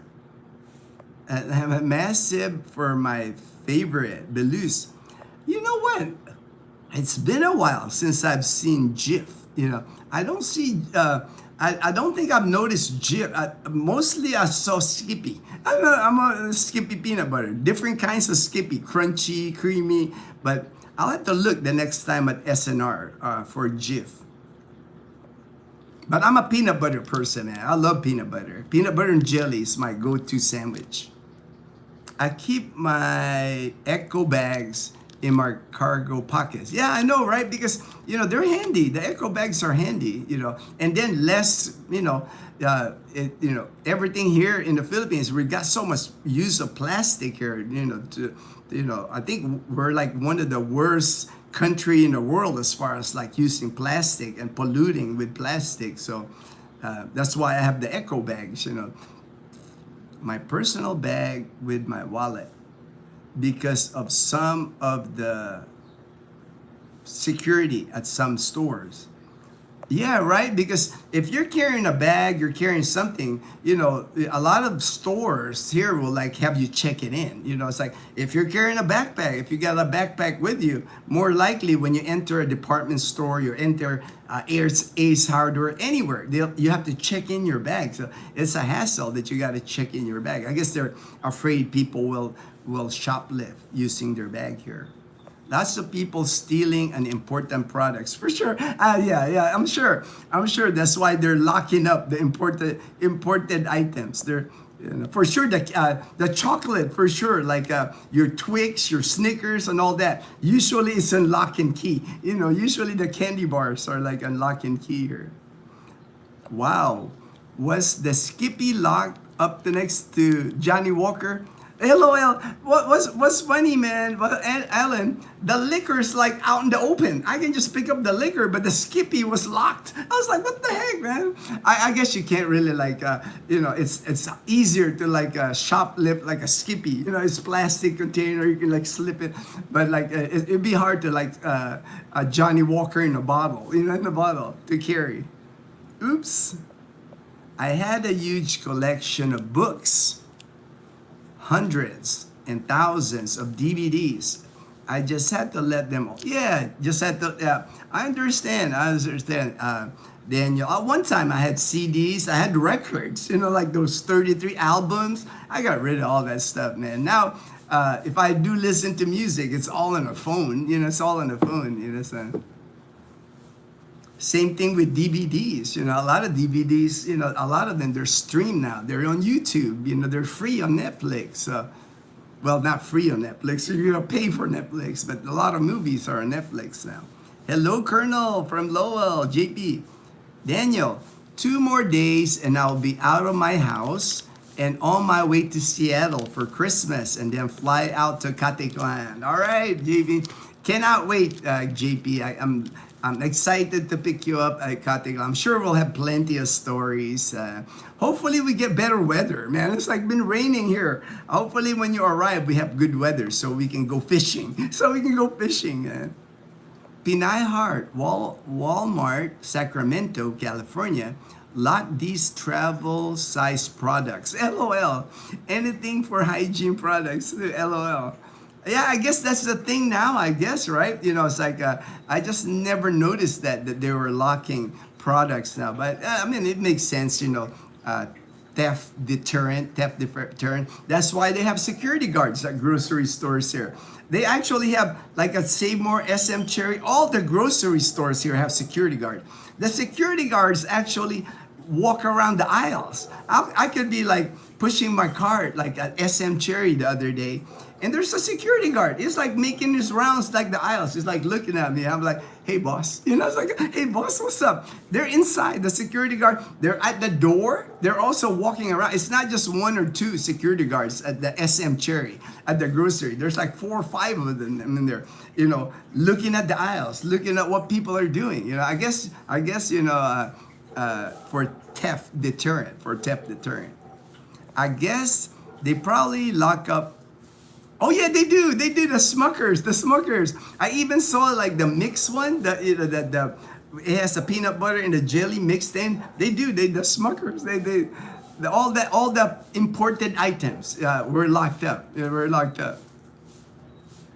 I love the sound of rain, especially on the tin roof. I find it. Me too, man. Me too. I hear it especially when I'm sleeping. It'll wake me up a little, but I can hear it. Very soothing, very soothing. Oh, I know Daz and Leanna. They're going to be sleeping in today, man. This is kind of like a sleeping in kind of weather. I see a tricycle. Oh, it's our trash guy. Our trash guy. Our trash, when they pick up our trash, they pick up paper on a certain day. They pick up plastic on a certain day. Biodegradables on a certain day, and they use a tricycle here. Our community garbage collector is a tricycle. I think the HOA bought the tricycle. It belongs to the HOA. We hired like 2 individuals that handle our garbage, so they're permanent employees of our association here of Camellia Clan. Rainy days and Mondays always get me down. That's a song. That's a song there, Daniel. Me, it doesn't get me down, man. Like I said, I'm looking at the window here. I can see light rain. Mom is there.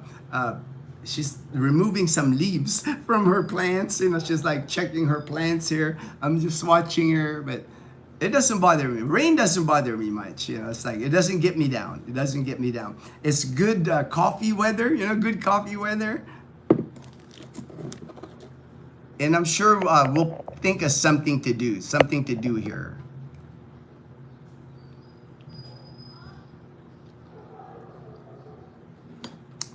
Dazzle told me last night, Christmas Day, we might be heading to Rojas City. We always do our Noche Buena.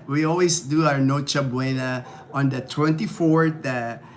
Noche Buena is like, oh, I didn't get my queso de bola, Fortune. They didn't have, they're out of queso de bola, man. Queso de bola is like cheese, like hard cheddar cheese, like round. They were out of it at SM Cherry, man. I might have to go to Save More or look for it at other groceries here in Calibo today, because I know Dazzle doesn't want to go to the mall today. I know that because we'll do our Noche Buena to midnight. We'll be here, but we got invited to Roa City from our friends in Roa City. Christmas Day. Kat and Dazzle, they're really good friends, so we might be spending Christmas Day with Michael and Kat and Lara at their house. So we'll see. But I told her, yeah, it's like I don't mind going to see them. They are good friends.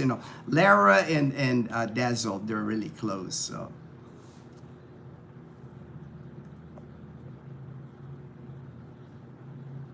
We had sun last couple of days, and only after thunderstorm, jet stream must be different hitting.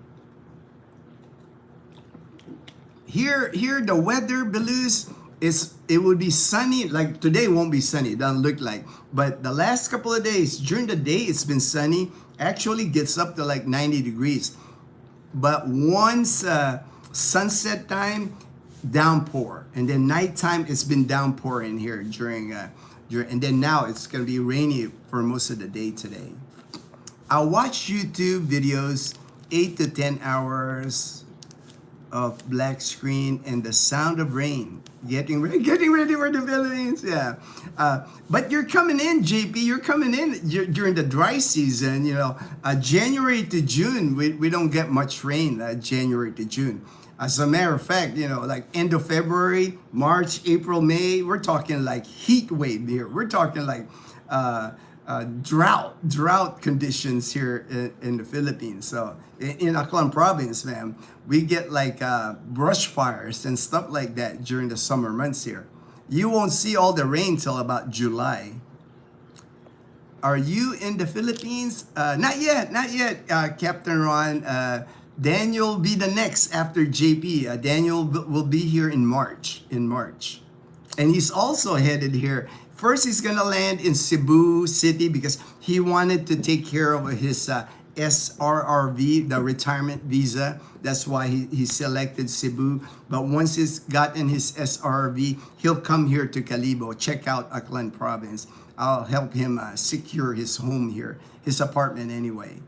And I'm sure I'll see Daniel. Once he lands in Cebu, I even told Daniel, Dazzle might see him in Cebu, or he can fly here. Either way, while he's processing his SRRV visa. Hello, Colonel Belus, Sergeant. Do your bills and budgeting on rainy days. All right, yeah. Oh yes, snuggle time too. For sure. It's like sleeping weather, snuggle time. Kind of like stay at home time. Too much smash and grab bandits there in California. It was legal under. Yeah, I saw that. That was kind of weird. How that under 1,000 they don't get. I've seen that on videos. Ted. Bruce. Security guards are great and very helpful. No foolishness or riffraff. Thank you, right? That's what the security guards are here. And that's what I say. It's not because it's unsafe in the Philippines.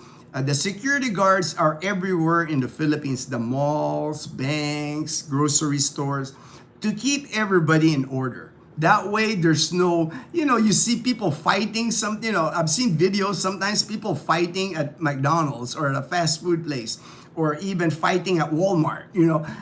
How can you get in a fight at Walmart? But, that's the difference. You have these security guards to keep everything orderly. And, Filipinos, most of the time anyway, they're behave anyway. And the other thing, they have to theft deterrent. That way it discourages people from shoplifting is what the security guards are here for. Because if you don't have security guards at the department stores here or grocers or whatever, man, I could imagine what kind of theft, like a theft be going on, shoplifting going on if they don't have security guards. They need deep security guards at the entrance of the malls and whatnot. With I know AR jewelry store, etc. That is a I did see on my Facebook. I wish I had kept there's a jewelry store here in the Philippines. They had a big heist here at a jewelry store. I think it was at the mall. They stole millions of pesos worth of but I guess it happened during the jewelry store was closed, so there wasn't any security guard, like anywhere else in the world, if there's stuff to steal, there's going to be a criminal element that's going to want to steal it. Pinay Heart, right, Belus, LOL, JB, Captain Ron, I plan on not looking for a Filipina. I want to make sure I'm going to like where I am living before looking. Besides, my woman picker is broken. My woman picker is broken. It's all right, JP. You just, you're coming in with a good mindset. You're coming in, you want to get settled. You want to see if you're going to like Aklan Province, Panay Island, That's, to me, that's the way to go. Like the Filipinos, they'll come into your life when the right time, at the right time. Yep, Belus, I agree. Pisses me off every time I see it. Gino, I was at Sizzler. They were out of steaks. Seriously, they're out of steaks at Sizzler. A steakhouse. A steakhouse on Steak in Cebu. My biggest pet peeve is all the wheels on the grocery carts. At Robinson, I know, right? I know. When I go to grocery shopping, that's the first thing I check when I get the cart. It's sometimes you get the cart and it wants to go left or it wants to go right. They don't fix it. They don't maintain the grocery cart. So I always make sure it's smooth. Make sure it's smooth. Good AM, Rans. They got tons of paperwork when open. I know, Rans. I know. Like I said, if you're gonna open a bank account here in the Philippines, expect at least 4 hours. 4 hours to open a bank account. Some might be lucky and get done quicker, but plan on spending at least 4 hours in the bank to open an account. The whole morning. When they open that at 9, expect to be there until noontime or 1 p.m. The Philippines is certainly a developing country, still developing. Yep. From groceries to banking to standing in line forever. Yeah. Standing in line is a way of life here. It's just the way it is. I've been here going on 15 years now, and I'm always standing in line at the grocery, standing in line at the ATM, standing in line at the fast food, drive-through. Drive-through is forever here. There's McDonald's and Jollibee are the only drive-through here in Calibo, and anytime you go in there, there's not many drive-throughs, so there's going to be 4, 5, 6 cars in front of you, and it takes time. Everything just takes time here. You just got to be patient. Rents, we still prefer the pass. I do too, man. I like that we have a passbook and an ATM for all our accounts. I try to avoid online banking here. I just don't trust the security of online banking here in the Philippines. So I rather bank with a passbook. I don't mind going to the bank. I don't mind using my ATM. That's my 2 methods of getting our pesos here. Banking is the worst. Most banks don't even have an ATM machine. I know that allows for deposit. Oh yeah. I'm starting to see more of that, but it's not common. It's not common to allow deposit. If you need to make a cash deposit, you have to go inside. And that's the thing. Like me, if I have to write a check, I have to go inside. That's why it takes a long time. And even in Calibo, a small town of Calibo, this is not even a city here. When you go to the bank, there's a line at the bank here before they even open. If the bank opens at 9 a.m., there's going to be 25, 30 people outside the bank. And the guard outside the bank, when they get, they're already passing out the numbers for your queue, for your waiting time. Even before the bank opens, when they start with number 1, you could be number 30. You could be number 30. So anytime you have to go to a bank here, like Alan is saying, banking is the worst. You gotta be patient. You gotta be patient. Alan, people inside move very slow. I know. And the thing that gets you, I'm sure it gets you too, Alan. Me, I guess because I'm a VIP customer. No, I do get good service at the banks here because I know the manager usually at PNB. I know the manager at PNB. They treat me good. They treat me well at PNB. So that's why I like banking with them. But it is not common, right? You got like 2 tellers, right? 2 tellers that you can tell the 2 tellers are busy. You got like 50 people waiting, 50 people sitting down on the queue. And also you see like usually somebody with like a big, the money carrier or whatever, just cut line, right? Because they're they're business probably. They just cut line. They just go straight to the teller, hand the teller. Something's going on. Hey man, I know somebody just cut in line, but hey, that happens, right? But so you got the 2 tellers there, and then you got other employees, maybe 2 more employees at the opening of the account, then the manager, they're sitting there. You see a lot of bank employees, right? You see a lot, but there's only 2 people that are really busy. There's only 2 people the tellers are the only, everybody else is kind of like doing it on the computer, be on the phone, drinking coffee. I'm like, what the heck's going on here? It's like, why don't they concentrate on getting the queue fast? But I guess that's not their priority. Rands, why not try Land Bank of the Philippines? They got the lowest maintaining balance. The thing with Land Bank, Rands, Land Bank, that's the government. All the government employees I know here in Aklan province, that's how they get paid. They get paid through their ATM. So many people use Land Bank. I mean, the Land Bank at Pastrana Park, man, the waiting line on the ATM there, I see like 12 people standing in line, because especially on payday, because that's how they get paid, so that might be the reason. A lot of people, like all your government employees here, use Land Bank. That's how they get their paycheck.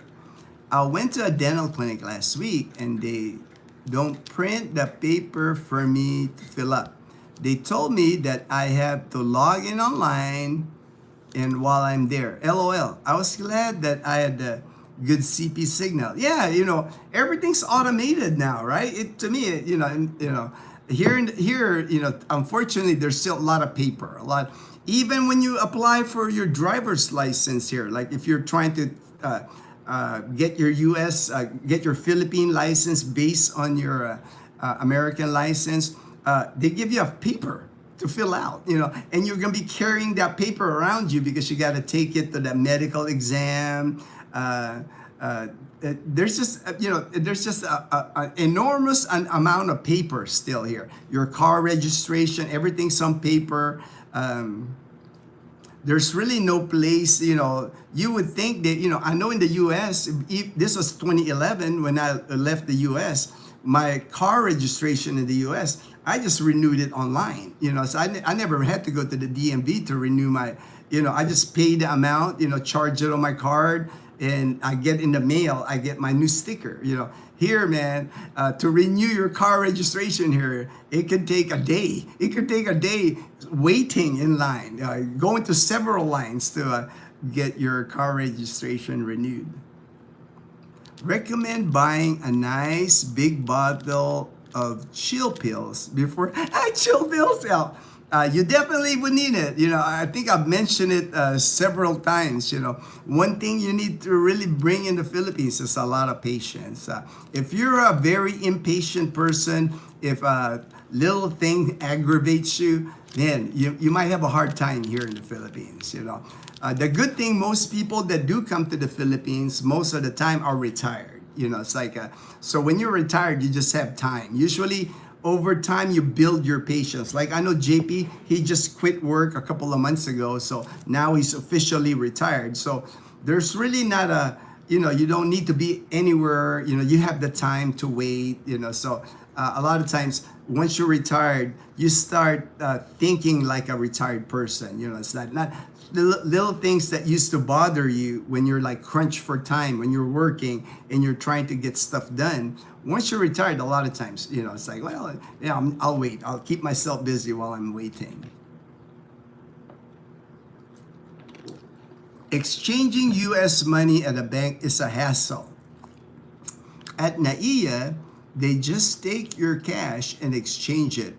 At the bank, they need like 10 forms, LOL. They need ID. They need you to fill out documents that you got to sign. They got to check your dollars to make sure it's like, no torns, no nothing. But, they do, you get a better rate at the bank. NAIA is probably like the worst rate that you'll get. The airport always gives the lowest rate for to exchange your money. But if you're not concerned about the exchange rate, big population, huge unemployment rate, etc., all adds to systemic inefficiencies. Yeah, that's why that was the topic today. There's just a lot of like inefficiencies that it doesn't get fixed either. Like even Boracay Island. I'll give you an example. Going into Boracay, because I thought about Boracay Island because I know Brian knows all about Boracay Island. I've been going in and out of Boracay Island since 2011. I lived there for 18 months. They have a jetty port there. There's like where you catch the ferry to go to Boracay. Man, that is the most inefficient process you'll ever go through. It's in the level of like NAIA. It's in the level of like a Manila International Airport. And they've never fixed it. They've never fixed it. I mean, if you're a tourist, it will like blow your mind, like the process that you got to go through just to get inside Boracay Island. This a 15-minute ferry ride just to go into an island. You got to like go through security. They got to scan your bags. Okay, I get that. Security, the scanner, your luggage, they got x-ray. I don't really know if the x-ray even works, but hey, you got to go through that security. Then you get to like the first person that will like, you go to this table, like kind of like the registration. They're going to ask for your documents, like your passport, ID, hotel reservation, whatever. So you're in line for that. Long line, especially during the summer. Once you're done, you got to window one. Go to window one. You got to get your environment. You got to pay your environmental fee at window one. So you're done at window one. You go to window two. You got to pay your terminal fee at window two. So you go in line on the first line. You go to window one line. You go to window two for another line. And then you're done with that. Then you got to buy your ticket. You're another line. And this is happening at the port, this one area at the entrance, not a big room. And during the summer months, that place is packed. Out the door, the people are out the door standing. And there's confusion. People yelling, people getting upset.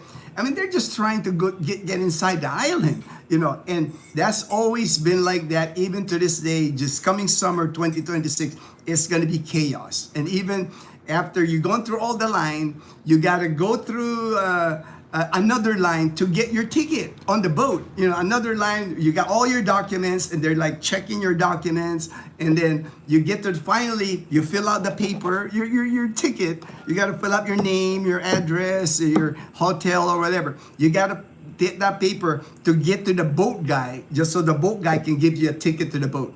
All that just to get into an island. It's like, and they've never fixed it. It's all, and right now it's gonna be chaos. Like New Year's Day, and New Year's Eve, and New Year's in Boracay Island. One is gonna be the busiest time in Boracay. It don't matter if it's raining like this. New Year's Eve and New Year's Day, super busy in Boracay because of the fireworks. They're gonna have amazing fireworks at Front Beach. A lot of the hotels will have their own fireworks. So crazy amount of people will be going to Boracay Island this New Year's and New Year's Day, but big congestion at the port. And they've never fixed that. It's always been like, as a matter of fact, it seems like it gets worse every year. Rents. I think land bank maintenance is about 200. Oh, that, I mean, most people would have a maintaining, I know most expats, most foreigners, that's not a problem. I think that's my maintenance also with PNB. I know BDO has we have accounts at BDO, PNB, and Metro Bank because we like having three different ATMs because a lot of times here, the ATMs on the weekends, they don't even work. They'll have a sign that says offline or under maintenance or something like that. That's why get your money during the weekdays. Make sure you have your money. Don't wait till the weekend. If you wait till the weekend here in the province, the ATMs gets emptied out pretty fast. But the reason they don't do digital is you can't pay a fixer, comma, too much money changes hands to go digital. Too much corruption. I can see that. Belus. There's a reason why they're trying to maintain it's not more digital, not more payment online, right? That would be harder to crack, harder to crack for the people that can fix things. You should try hard discount groceries like Dali Osave. Oh, okay, must be in the US. I haven't seen that here. Belus, money is farmed everywhere from government. It's unfortunate, it's like, I do see that, it's almost like, corruption in the Philippines. It's not only like the high level of government. It all goes all the way down to everything doing business here. It's hard to do any type of business, anything to do with money here. Like Belus is saying, there's always some type of corruption involved when it's money here. Always scams, always boodle, always, there's so many things here that you got to be really careful here in the Philippines with your money. Are cheaper compared to off-girls. Okay, Baguio City, bad jaywalking fines. Oh, okay. Brian, yeah, I watched a guy deliver a huge bag full of chicken carcasses to a vendor at Talipapa on Boracay. I know, right? And, like me, man, Brian, I'm a medical person, man. I know about public health, The bag was huge and the blood and juices were sloshing around. Then he dumped it on the cement. I know. And you even see it, man, like the chicken, right? The chicken. Different parts of the chicken in a plastic bag, in a tricycle. Like Brian is, they're dripping with juices, with blood. And that's how they transport it. No ice, no refrigeration. It's like if it falls down the cement, they'll just pick it up. It's like, I guess because it's still not cooked, you still got to cook it. But still, man, would never pass the USDA. Would never pass like the requirements for safety, food safety in the United States. Well, he completed the delivery. I know, man.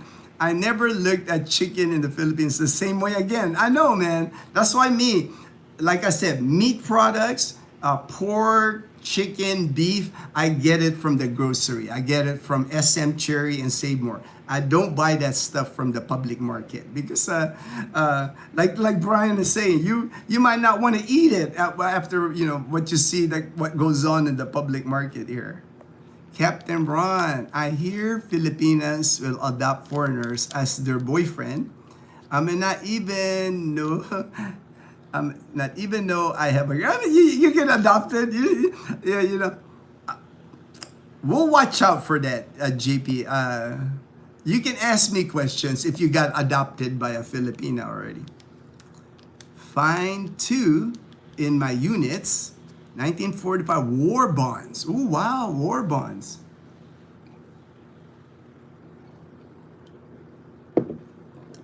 I can prove my connection. 4.67 million. Yeah, in Panay. I was surprised. Actually, that's a high number. I didn't think that was that many people. But it is a big land area. Panay Island is a big island. Sergeant, that's awesome. Probably over 5 million. Bet underestimated that rate. James and Karen's go to places in Panay where it looks like, oh, I know, right?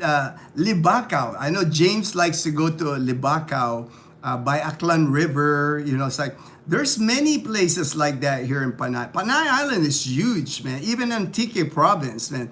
There's areas where, you know, there's not even roads going to those areas. You have to travel on dirt roads. Plenty, if you're a hiker, there's plenty of really remote areas here where you can go hiking. You can go hunting. You can go do all that stuff here. When my husband came to PH for the first time, we let him stay in our place. We made sure he is safe and our neighbors are even friendly to him. You can find, oh yeah, yeah. You know, it's like, you know, most foreigners when they come here, especially to like Panay Island, Aklan Province, the locals are friendly to foreigners here. I think a lot of times you see, you know, the locals are getting tired of the expats. Areas like Angeles City, you know, sometimes areas like Dumaguete City where there's like, you know, there's a big expat community. And, you know, unfortunately, you know how expats are sometimes. They don't act right. You don't act right. You know, so bad reputation, you know, for expats at those bigger places, bigger expat communities. But like here in Aklan, you know, we don't have that. You know, there's not many expats here in Aklan Province. And even in Panay Island, not to the level of Angeles City or Dumaguete City. Maybe the Philippines will fix your picture bigger. Pinay heart. Friendly people is one of the top reasons I'm going to the Philippines to live. And you'll meet plenty friendly people here, man. I think that's gonna be the biggest difference from you, JP. When you get here, I know how it is in America now. People are kind of like standoffish, hard to make friends in America. I think you're gonna realize that when you come here to Aklan Province. People are friendly, man. People that I've met here, people that, I mean, when I take people to Loola's Fish Farm, I'll introduce you, you know, to my good friend John Sparrow, the fisherman in Calibo. People are just friendly here. People are like kind, very helpful. They want to help you out here. You'll see that. You'll see that when you get here. Just don't show any valuable things you have in public, especially if you're in the city. Do not discuss how much money you have or how much. Yeah. I've done videos about it. I've done it on the live streams. It's not a good idea to share financial information. Don't share that here. People will ask, you know, a lot of times, even the girlfriend, you know, when you meet a Filipina, you know, there's gonna be people that will approach your girlfriend and be asking your girlfriend, how much money does your boyfriend make? Or how much is his pension? You know, don't discuss that. Keep that private. And then don't be flashing money, you know. That can get you in trouble. I know many people do that in Angeles City. You know, that's the scene there. You know, go to bars, people are throwing their money around in the bars, buying drinks for everybody, buying the girls drinks. I know that's the dynamic there, but not a good thing to do, in my opinion. You won't do that here anyway. We don't have those type of bars. We don't have walking street. Calibo is a very mild, conservative town. You know, there's not a lot of bars. There's not a lot of like things like that here. Can't bring my Walmart bags. I can't bring my Walmart bags. Merry Christmas from the lost people. We send out our lovely Christmas wishes. You get music now on Spotify. Yeah, on Spotify. I think Dazzle's got that on her phone. I got something else. I don't know. I don't listen to many music. I'm stuck in the 80s, so I have like saved music on my phone from the 80s. What is the cost of Netflix there, Gino? My Netflix here for, I think it's $3.99 pesos. So that's for about $7 a month for multiple users. I think up to three users in our house. So Dazzle, Leanne, and I. JP, all right. Insert for Pinay. JP, every store has their policy, but if they require you to buy their bags, even though you already have one, just get their bags so you won't get an issue with them. Yeah. It's like most of the store, like Save More Grocery, SM Cherry, they have their own eco bag, and they're cheap. The eco bags are like 15 pesos. They're not like the expensive eco bags. They're not like made of cloth or anything. I don't know what the material it is, but it's only like 15 pesos. 30 US cents, a quarter for an eco bag. Pack safe. Make some awesome bags, sling bags. Oh, I know. I've seen people. I'm seeing more of that sling bag. Anti theft, so it doesn't get your stuff stolen. Are you going to Beaver on Christmas Day? Actually, Derek, we're probably gonna spend Christmas with Catherine, Lara, and Mike. So at their house. We were invited at their house. So the Beaver, we haven't really stopped at the Beaver, man. We go to, we went to Lara's party at their house. Because I'm not a drinker. So the Beaver to me, it's like you go there, a lot of people drink alcohol. Is that a restaurant in Calibo, Derek? Oh no, it's the Canadian Beaver. The Canadian Beaver is in Rojas City. It's owned. It was run by Mike. That Philippines Life. He used to run it. Now he's letting his partners run it, but he's still part. He's still part owner. He still has an investment in the Canadian Beaver. They've expanded it. I haven't been inside the Canadian Beaver since they expanded it. Rance, is it still raining right now? It's not raining right now, just like maybe light rain. I mean, it looks like it's gonna rain all day though. Cloudy. That's what Mom said. Cloudy. Mom. There's no rain. No rain. Cloudy, but it looks like it's gonna rain. Pretty much for the it'll downpour, it'll stop. It'll downpour, it'll stop. I have about 2.5 months till I land. All right, 2.5. That's nothing, man. That's nothing, Daniel. I wouldn't mind a trip to Cebu when Daniel. All right, JP. We'll talk about that. Maybe we'll go visit Daniel when he lands in Cebu City. Philippine security guards are holding their shotgun close to them as far as I remembered, especially when you enter a bank. Yeah, on the bank, for sure, man. They got big, like, it looks like homemade shotguns, that they have at the banks. Especially when they have the armored car, the armored truck will pull in. Usually you got like, man, they're like on the ready. They're moving big amount of cash. In Japan, I've seen a lot of their security defenses walking around Tokyo. Oh, okay. Here, you do see military people here, sometimes the Philippine National Police on the national highways. They do checkpoints here.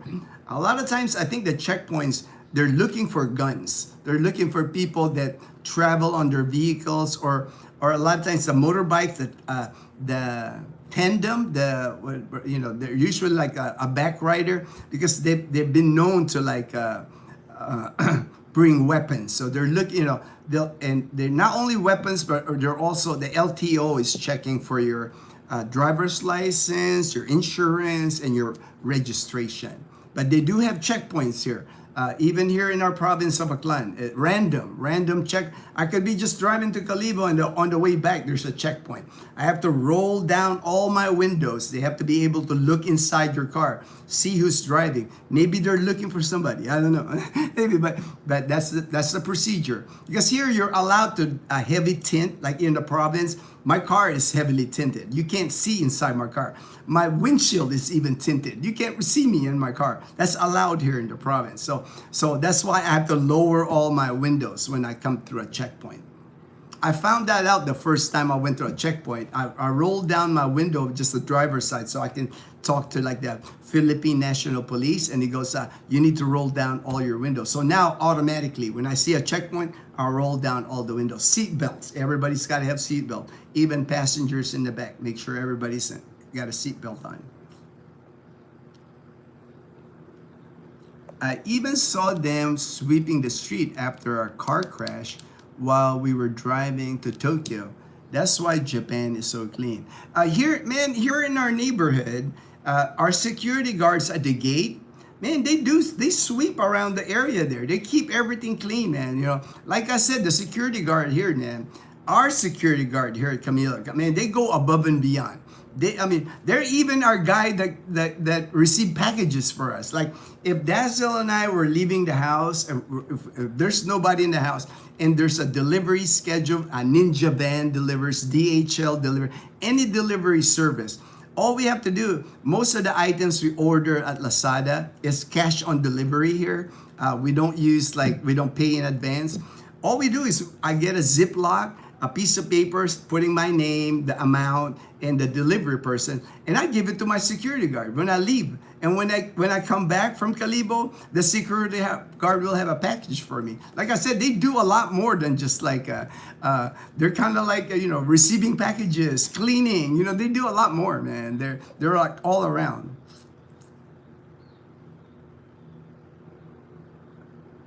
You should get a VPN for security. I've heard about VPN. I have issues with VPN on my laptop, man, but I only do transactions in my house, my Wi-Fi. I never do anything like on a public Wi-Fi. I don't do stuff. If I'm going to a public Wi-Fi, I never use my passwords on public Wi-Fi. I do it mostly at home.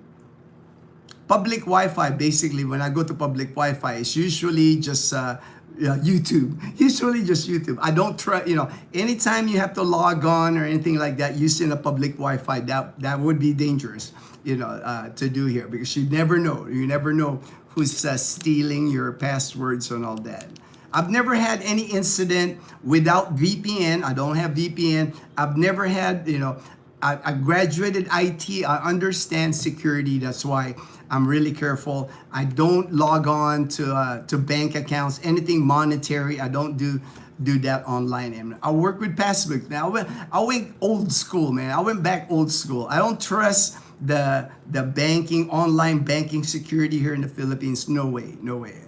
I even like Gcash. When I load my Gcash, I know people load their Gcash. They go online, they load their Gcash using their bank account. I don't even do that with my Gcash, man. I go to the mall. They have a cash in, cash out. I give my 5,000 pesos or whatever to the cash in, and I pay my 100 peso fee. I rather do it that way. I don't do anything money-wise online. I just don't trust it, I know people do it. Hey, more power to you, but I don't trust it here, man. I'm going back old school, man.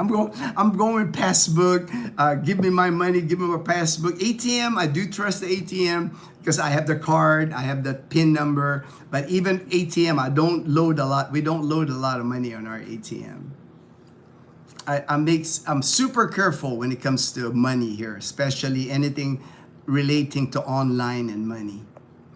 I am going to have Sheriff Dazzle do a quality check to make a big crazy ninja. Oh, it will, Dazzle's got a good eye for that, JP.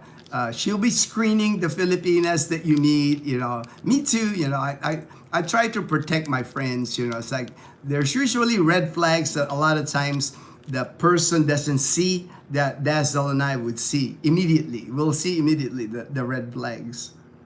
Good idea, JP Belus.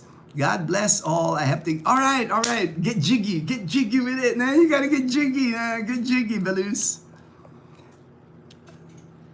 I arrived in PH March 15th, and on 12th April, it's my 16th birthday. 16th birthday.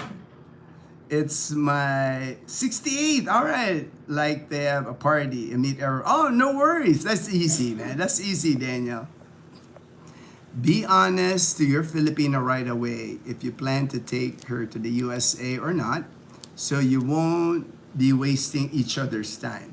I've done a video about that, Pinar. I always tell people, man, when it's time to meet with your Filipina, you gotta make those initial heart-to-heart talks like that. Like You're retired now in the Philippines, right? You moved to the Philippines, you gave up your life in the US. So to me, it doesn't make sense that when you meet a Filipina, all of a sudden you're packing up everything again and going to the US.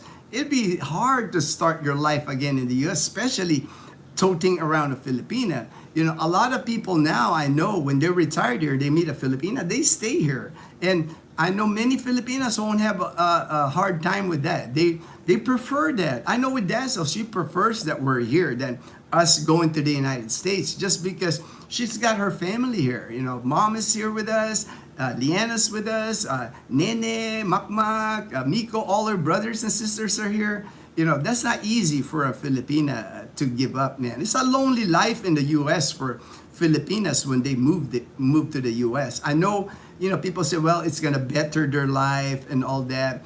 And there's, you know, I mean, I would agree with that, but man, it's not easy for a Filipina that's never been to the U.S. all of a sudden living in the U.S. It can get lonely in the U.S. man. Not, you know, it's not all like what's that, greener pastures, you know, just because you're going to America. You know, a lot of times, you know, if you're a Filipina going to the US and you're gonna work, I mean, if you're a nurse, if you're a doctor, yeah, you know, it's like you can make good money in the US. But if you're a Filipina going to the US, chances are you're gonna be working minimum wage jobs to begin with, and that's not easy. That's not easy to work minimum wage jobs in the US. Hey, Mom Janet. Hello, Gino. Happy holiday. Merry Christmas. Merry Christmas, Mom Janet. Good to see you. Good to see you. Sergeant USA. Hey, all right. Merry Christmas. Merry Christmas. Would you rather guaranteed? I don't get that, man. JP. Merry Christmas, Janet. I will tell everyone I plan on living out my days in the Philippines. Yeah, right? You know, it's like, to me, I've seen people make that mistake, you know. I guess we all live different lives, you know, but I think that would be a mistake. Once you give up your life to the US, you're having a good life here in the Philippines. All of a sudden, you meet a Filipina, and then you're like, you know, heading back to the US to start your life together with a fit. I can see if you're younger, but once you're retired, man, you know, it's hard to give up that retirement. Hard to give up that retirement. You can take care of your Filipina here in the Philippines. Make sure that if you're gone, if you like me, if I'm gone, I pass away, I'm arranging everything to where Dazzle will have a great life even when I'm gone. And so I can do that more here than if I was in the US. If Dazzle and I were in the US right now, I'm 59, I'm not even Social Security eligible in the US. So even with my military pension, we would both be working and struggling. You know, unfortunately, even with my pension, even with Dazzle and I working, we would be struggling in the United States. Why would we do that to ourselves? Thank you and have a Merry Christmas. Blessed Christmas. All right, Daniel. I am Korean. I am planning to trip. Oh, all right. Great part. You will enjoy the Philippines. Many Koreans come to the Philippines. I mean, many Koreans retire here in the Philippines. It's a big significant population here in the Philippines that are Koreans, retired in Koreans. There's kids, Korean kids going to school here in the Philippines. Daniel, I feel you should have kept about 50 peso always on hand at home, 2 to 3 places in case the stars out of. Yeah, I mean, you know, not bad. You know, I wouldn't keep too much cash at home, but you know, when I was in Caribbean, they begged way too much. Scammers are everywhere. Here, you will see that here too, Mom Janet. Mostly in the cities, you know, there's a lot of beggars, a lot of homeless people in the cities here. Less in the province, you know. We do see them. There's a few in Calibo. You see, but a lot of the beggars in Calibo, I think, you know, they're the Bajau. They call them Bajau people here. They use kids but it's almost kind of like a scam. Like I said, it almost because they're like professional beggars. It's like there are groups of kids, begging here. They try to like I know during the festival, I know the police will round them up or do something with them. That way, they're not bothering the festival, the people, that the revelry and all that. I know there's less of them in Calibo. I don't know what they do with them. I don't know what they do with them. Are you going to watch the Super Bowl? I always watch the Super Bowl. Actually, last year, my friend Joel came here. He'll be here again. He's always here for Ati-Atihan. We watched the Super Bowl on his phone. We had it on his phone. We were eating at the Argonne Cafe. We got there, me, Ruben. Ruben was here watching the Super Bowl with us with Joel. So we'll do the same thing. I know Joel is going to be here, so I don't know how he uses his phone from the U.S., so I guess he's got a membership to watch the Super Bowl. I go to the bars to listen to live music and socialize. I haven't drank in years. I usually drink diet soda. Oh yeah, there's places like that. Even in Calibo, there's places like that. Usually at the food parks. The food parks here, at the Atihan Food Park is one. They'll have like a live acoustic music. I know Hayahay, my friend Iya's a singer here, popular. Different band she belongs to, good singer. Iya's a good singer, and she's got a band. Usually somebody in an electric guitar or some, she plays at the Hayahay restaurant at the Esplanade. So there's places like that here, Lowell, where you can sit down, drink diet soda, eat food, and listen to good music. There's places like that here. Pretty much anywhere in the Philippines, I would think they have places like that. We just don't have the bars like in Angeles City, where when you go into a bar in Angeles City, there's just a ton of girls in bikinis. We don't have that. Very conservative here in Calibo. You will never see that here in Aklan province and probably the whole Panay Island. I've not seen a girly bar like that, like they have in Angeles City. In Angeles City, you go in a bar there and there are like 50 girls inside the bar in bikinis. That's just how Angeles City is. Walking street, that kind of thing. We don't have that here in Aklan province or Panay Island. Very conservative here, very conservative. Love to try all-you-can-eat wings at the Beaver. All right, man. If you do come here, man, we'll check it out. We'll check out the all-you-can-eat wings at the Beaver. And the Beaver from here, from my house, is less than 2 hours away, so not a long drive. Usually, like Dazzle and I go there for Christmas Day. We'll stay overnight in Roas. That way, I don't have to drive back. JP, that's a good idea. You might find someone that preferred to stay in the Philippines.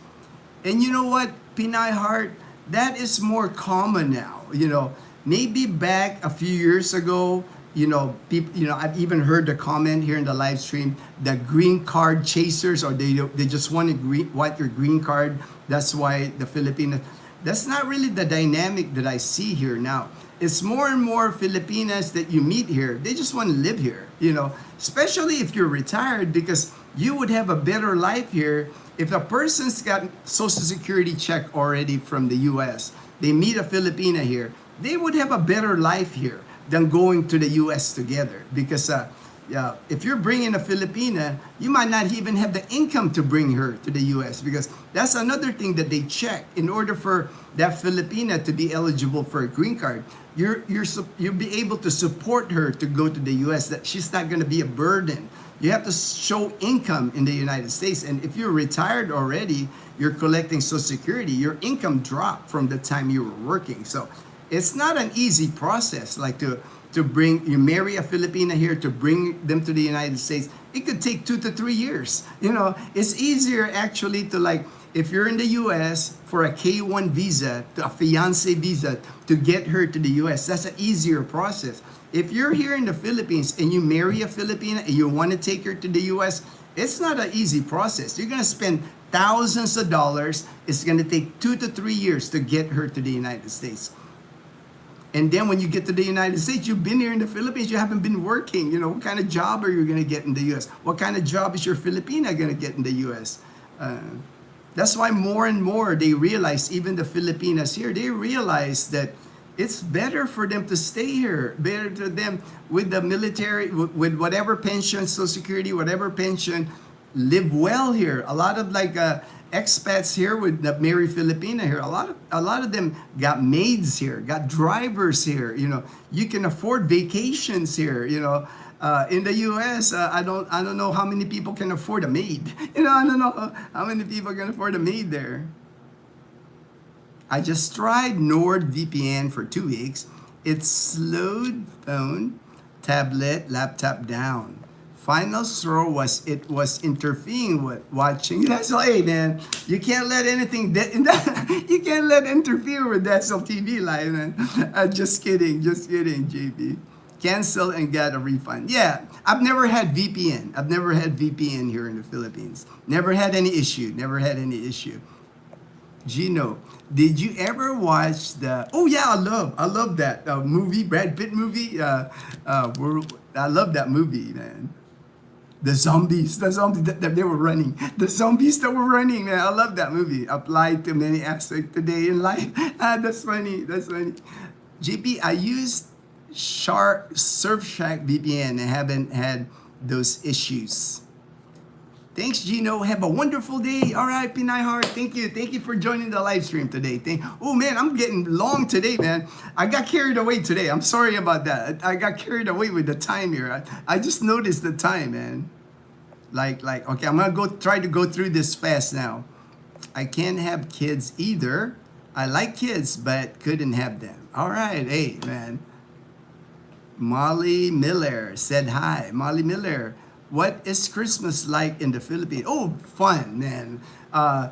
Christmas here is not just Christmas Day. It's been going on. I mean, we've had several opening of lights, fireworks, lots of fireworks. Simbang Gabi has been going on. People go to church early in the morning. That's like from the 16th of December to the 24th. That's been happening. Noche Buena, the midnight meal of December 24th, then Christmas. Just a lot of fun. Christmas here in the Philippines, a lot of fun. Took me multiple years to stop crying every time it's Christmas and New Year. Right, Pinahar? That's what I'm saying, man. Don't think, if you're an American, you're marrying your Filipina wife, you take them to the U.S., that it's gonna be all happiness there. Filipina's gonna be lonely. She's gonna be lonely in the U.S., especially during the holidays, man. The holidays here in the Philippines, it's different. Christmas in the U.S., Christmas Day, maybe you have something going on Christmas Day. Here, it's the whole month of December. Even before that, all about family here. It's hard for Filipinas when you take them to the U.S. You're thinking, well, I'm providing for her. She's got a better life here. She's gonna miss her family here, man. Family is so huge part of the life here. Like for Dazzle, when I met Dazzle, she's never been away of Aklan province. She's never been outside Panay Island. So imagine a person growing up in the Philippines, never been outside her island, and you're taking her to America. And then she's got to deal with all the discrimination in America, because a Filipina coming from the Philippines, especially if you're an American, she's gonna get discriminated, unfortunately, in the U.S. That's just the way it is. A lot of times, Filipinas are tiny, soft-spoken. If she starts working at and I'm sure Pinay Heart can tell you this, if she starts working at Walmart, fast food, or whatever, she's gonna get bullied. She's gonna get bullied in the U.S., man. Imagine getting bullied at work. You're away from your family. And then the husband, it could be stressed with finances. It's like stressful living in the U.S. It's not all roses for Filipinas that make it to America. It's a challenge, man. It's a challenge. It's not the same as Philippines. It was very lonely, but been here for 18 years. Just got used to it, right? Just got used to it, but still, right? the 18 years, Pinay Heart, I know if you were here in the Philippines, it's just, man, the 18 years, you can't get back those 18 years where you would have fun with your family. Seeing all the relatives grow up, like all our nephews, we got gifts ready, see them grow up. Leanna, I've been around Leanna since she was a baby. Now she's 12, she's gonna be 13. Seeing them grow, you're gonna miss out on all that, man. There she is, there she is. Speaking of Leanna, she just woke up, 9:15. That's pretty early for you. That's been early for Leanna to wake up at 9:15. Southern Cal, Benny. Hi, Gino. Do they still have mailman, the Philippine delivery? I have not seen a mailman here the whole 14 years I've been here. Ever since I moved to Calibo in 2011, I have not seen a mailman. They don't deliver here. Here in our town of Numancia, if I ever get mail, which I never get like a paper mail. If I do get a paper mail, they go to, there's an office by our town hall where the mayor sits. There's an office there that says post office. There's a guy there, and it's like civil government employee. He doesn't work for the postal service, Philippine Postal Service, but he would have to I have to look through stuff there. Usually, I'll get a text message from the security guard. Hey, Kuya Gino, there's a package, or there's a paper, there's a mail for you at the town hall, but no deliveries. But everything now, that I have very few communication in the U.S. I've gone green with most of the stuff. A lot of my mail in the U.S. gets sent to me in my email. So I don't, I can't even tell you the last time I get like a paper mail. It's been at least a year. I have not gotten any paper mail from the U.S. Bruce, I used Grab 2 weeks ago. Love it. Great service for drugstore delivery. Do you use Grab, and is it safe? All right. Here in the province of Aklan, we don't have Grab. We don't have Grab yet here. They did start doing like food delivery. I know it's not Food Panda. It's not Grab Food. It's they have a different one. I forgot the name, but we haven't even used it. We don't have a need for Grab here because there's so many tricycles here in Calibo, in our town of Numancia. Everybody just uses tricycle. Tricycle fare here in our province is 15 pesos per person. So that's a quarter to ride anywhere you pretty much want in Calibo. They'll take you anywhere you want. We're province, and we're province here, Bruce. So we don't have in Iloilo City. I know they have Grab in Iloilo City, but not here in Aklan province. The whole province, we don't have any Grab. I'm not at the age to retire yet. I'm just going on a trip. Your English sounds good. Oh, thank you, Park. And that's good that you're not retirement age yet. You're checking out the Philippines. That's great, man, because it's an opportunity to see what's available here, right? You will never find out about the Philippines better than being boots on the ground. But when you're here, you can watch videos, you can talk to people. It's really hits different once you're here. You'll understand the culture more. You'll have the dynamic, how things work here once you're here. Now I know. What's your address? Bruce, hey brother, how is your exercise program coming along? Oh, I'm doing well. That's why I look. People tell me I'm looking healthy. I walk at least 1 hour in the morning, 1 hour in the afternoon. I do my push-up. I did stop the gym because it got the hassle going back and forth to Calibo and the gym. And then the gym got packed. There's too many people in the gym. So I have I do my push-ups. I got these things that I bought. It's kind of like you do different angle of push-ups. I do yoga at least 3 times a week. So I'm feeling stronger. I mean, I feel like I'm getting fit. It's like I'm 5'10". I'm about 148 pounds. So people tell me I could probably add a little more weight. I have a hard time gaining weight because I try to eat as much as I can. I'm just not a big eater. I'm one of those guys that even now, I'll be 60, I can pretty much eat anything that I want. I don't eat fried food. I try to eat healthy, but I can load up on whatever healthy food that I can eat, but I don't gain weight. I guess it's a blessing. It's a blessing. I can eat, and then I gain weight. Lowell, I am going to try Surfshark after I get to Seattle. Brr, okay. Been busy lately with moving. Have a few days to check it out before I am leaving. On a jet, I'm leaving. On a jet plane. All right. Go on the Go Philippines. User Surfshark. All right. There's going to be a World War Z Part 2. All right, man. I love that, man. I love that movie, man.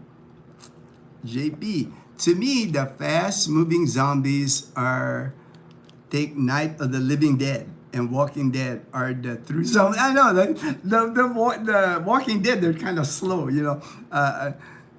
I like them. I like all the zombie movies. I was a big fan of Walking Dead. I've seen most of the Night of the Living Dead. I love the zombie movies. And depends what part of USA you bring her. California or Las Vegas has a lot of Filipino. Oh yeah, I know, Derek, that there's a lot of Filipino, but man, that's the other thing you gotta watch. I always tell this to people. It's like that could be a detriment too to you. Because like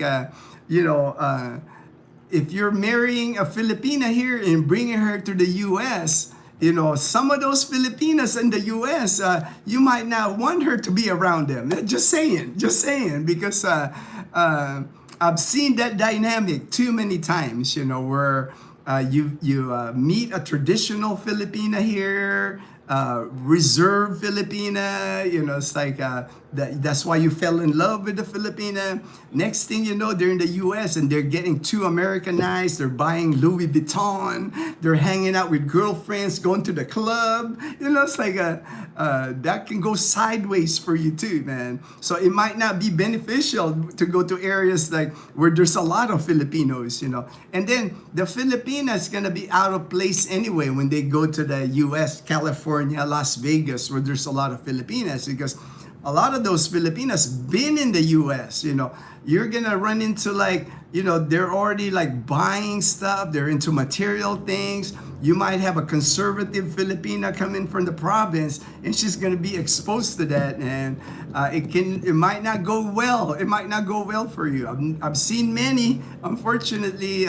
The Filipinos in the U.S. get into their ear. Oh, he shouldn't be doing that to you. He shouldn't be. It's like. Why you're putting it up with that? It's like next thing you know, you might be looking at divorce. So not a good thing. Not a good thing. And no divorce in the Philippines. Just saying. There's no divorce in the Philippines. Watch the Elixir zombie movie. Looks like nice, Captain Ron. Elixir. JP, to me, California, Las Vegas culture are some of the reasons why the U.S. culture has gone sideways. I think so, man. Even for me, JP, when I look at, I spent time in California. I was there. That's my landing spot in the U.S., in the 80s. But even like the Filipinos that I see that make it to California, it's like, they change. They become materialistic. It's all about the bling. It's all about the designer clothes, the name brands, the cars they drive. Like I was saying, I don't know if you want your Filipina exposed to that. It's like if you meet like a conservative, religious Filipina here, you put her in that environment. Next thing you know, she's hitting the clubs with her girlfriends. Man, that can't go well for you. San Diego has Westpac widows. Go to Trophy Lounge.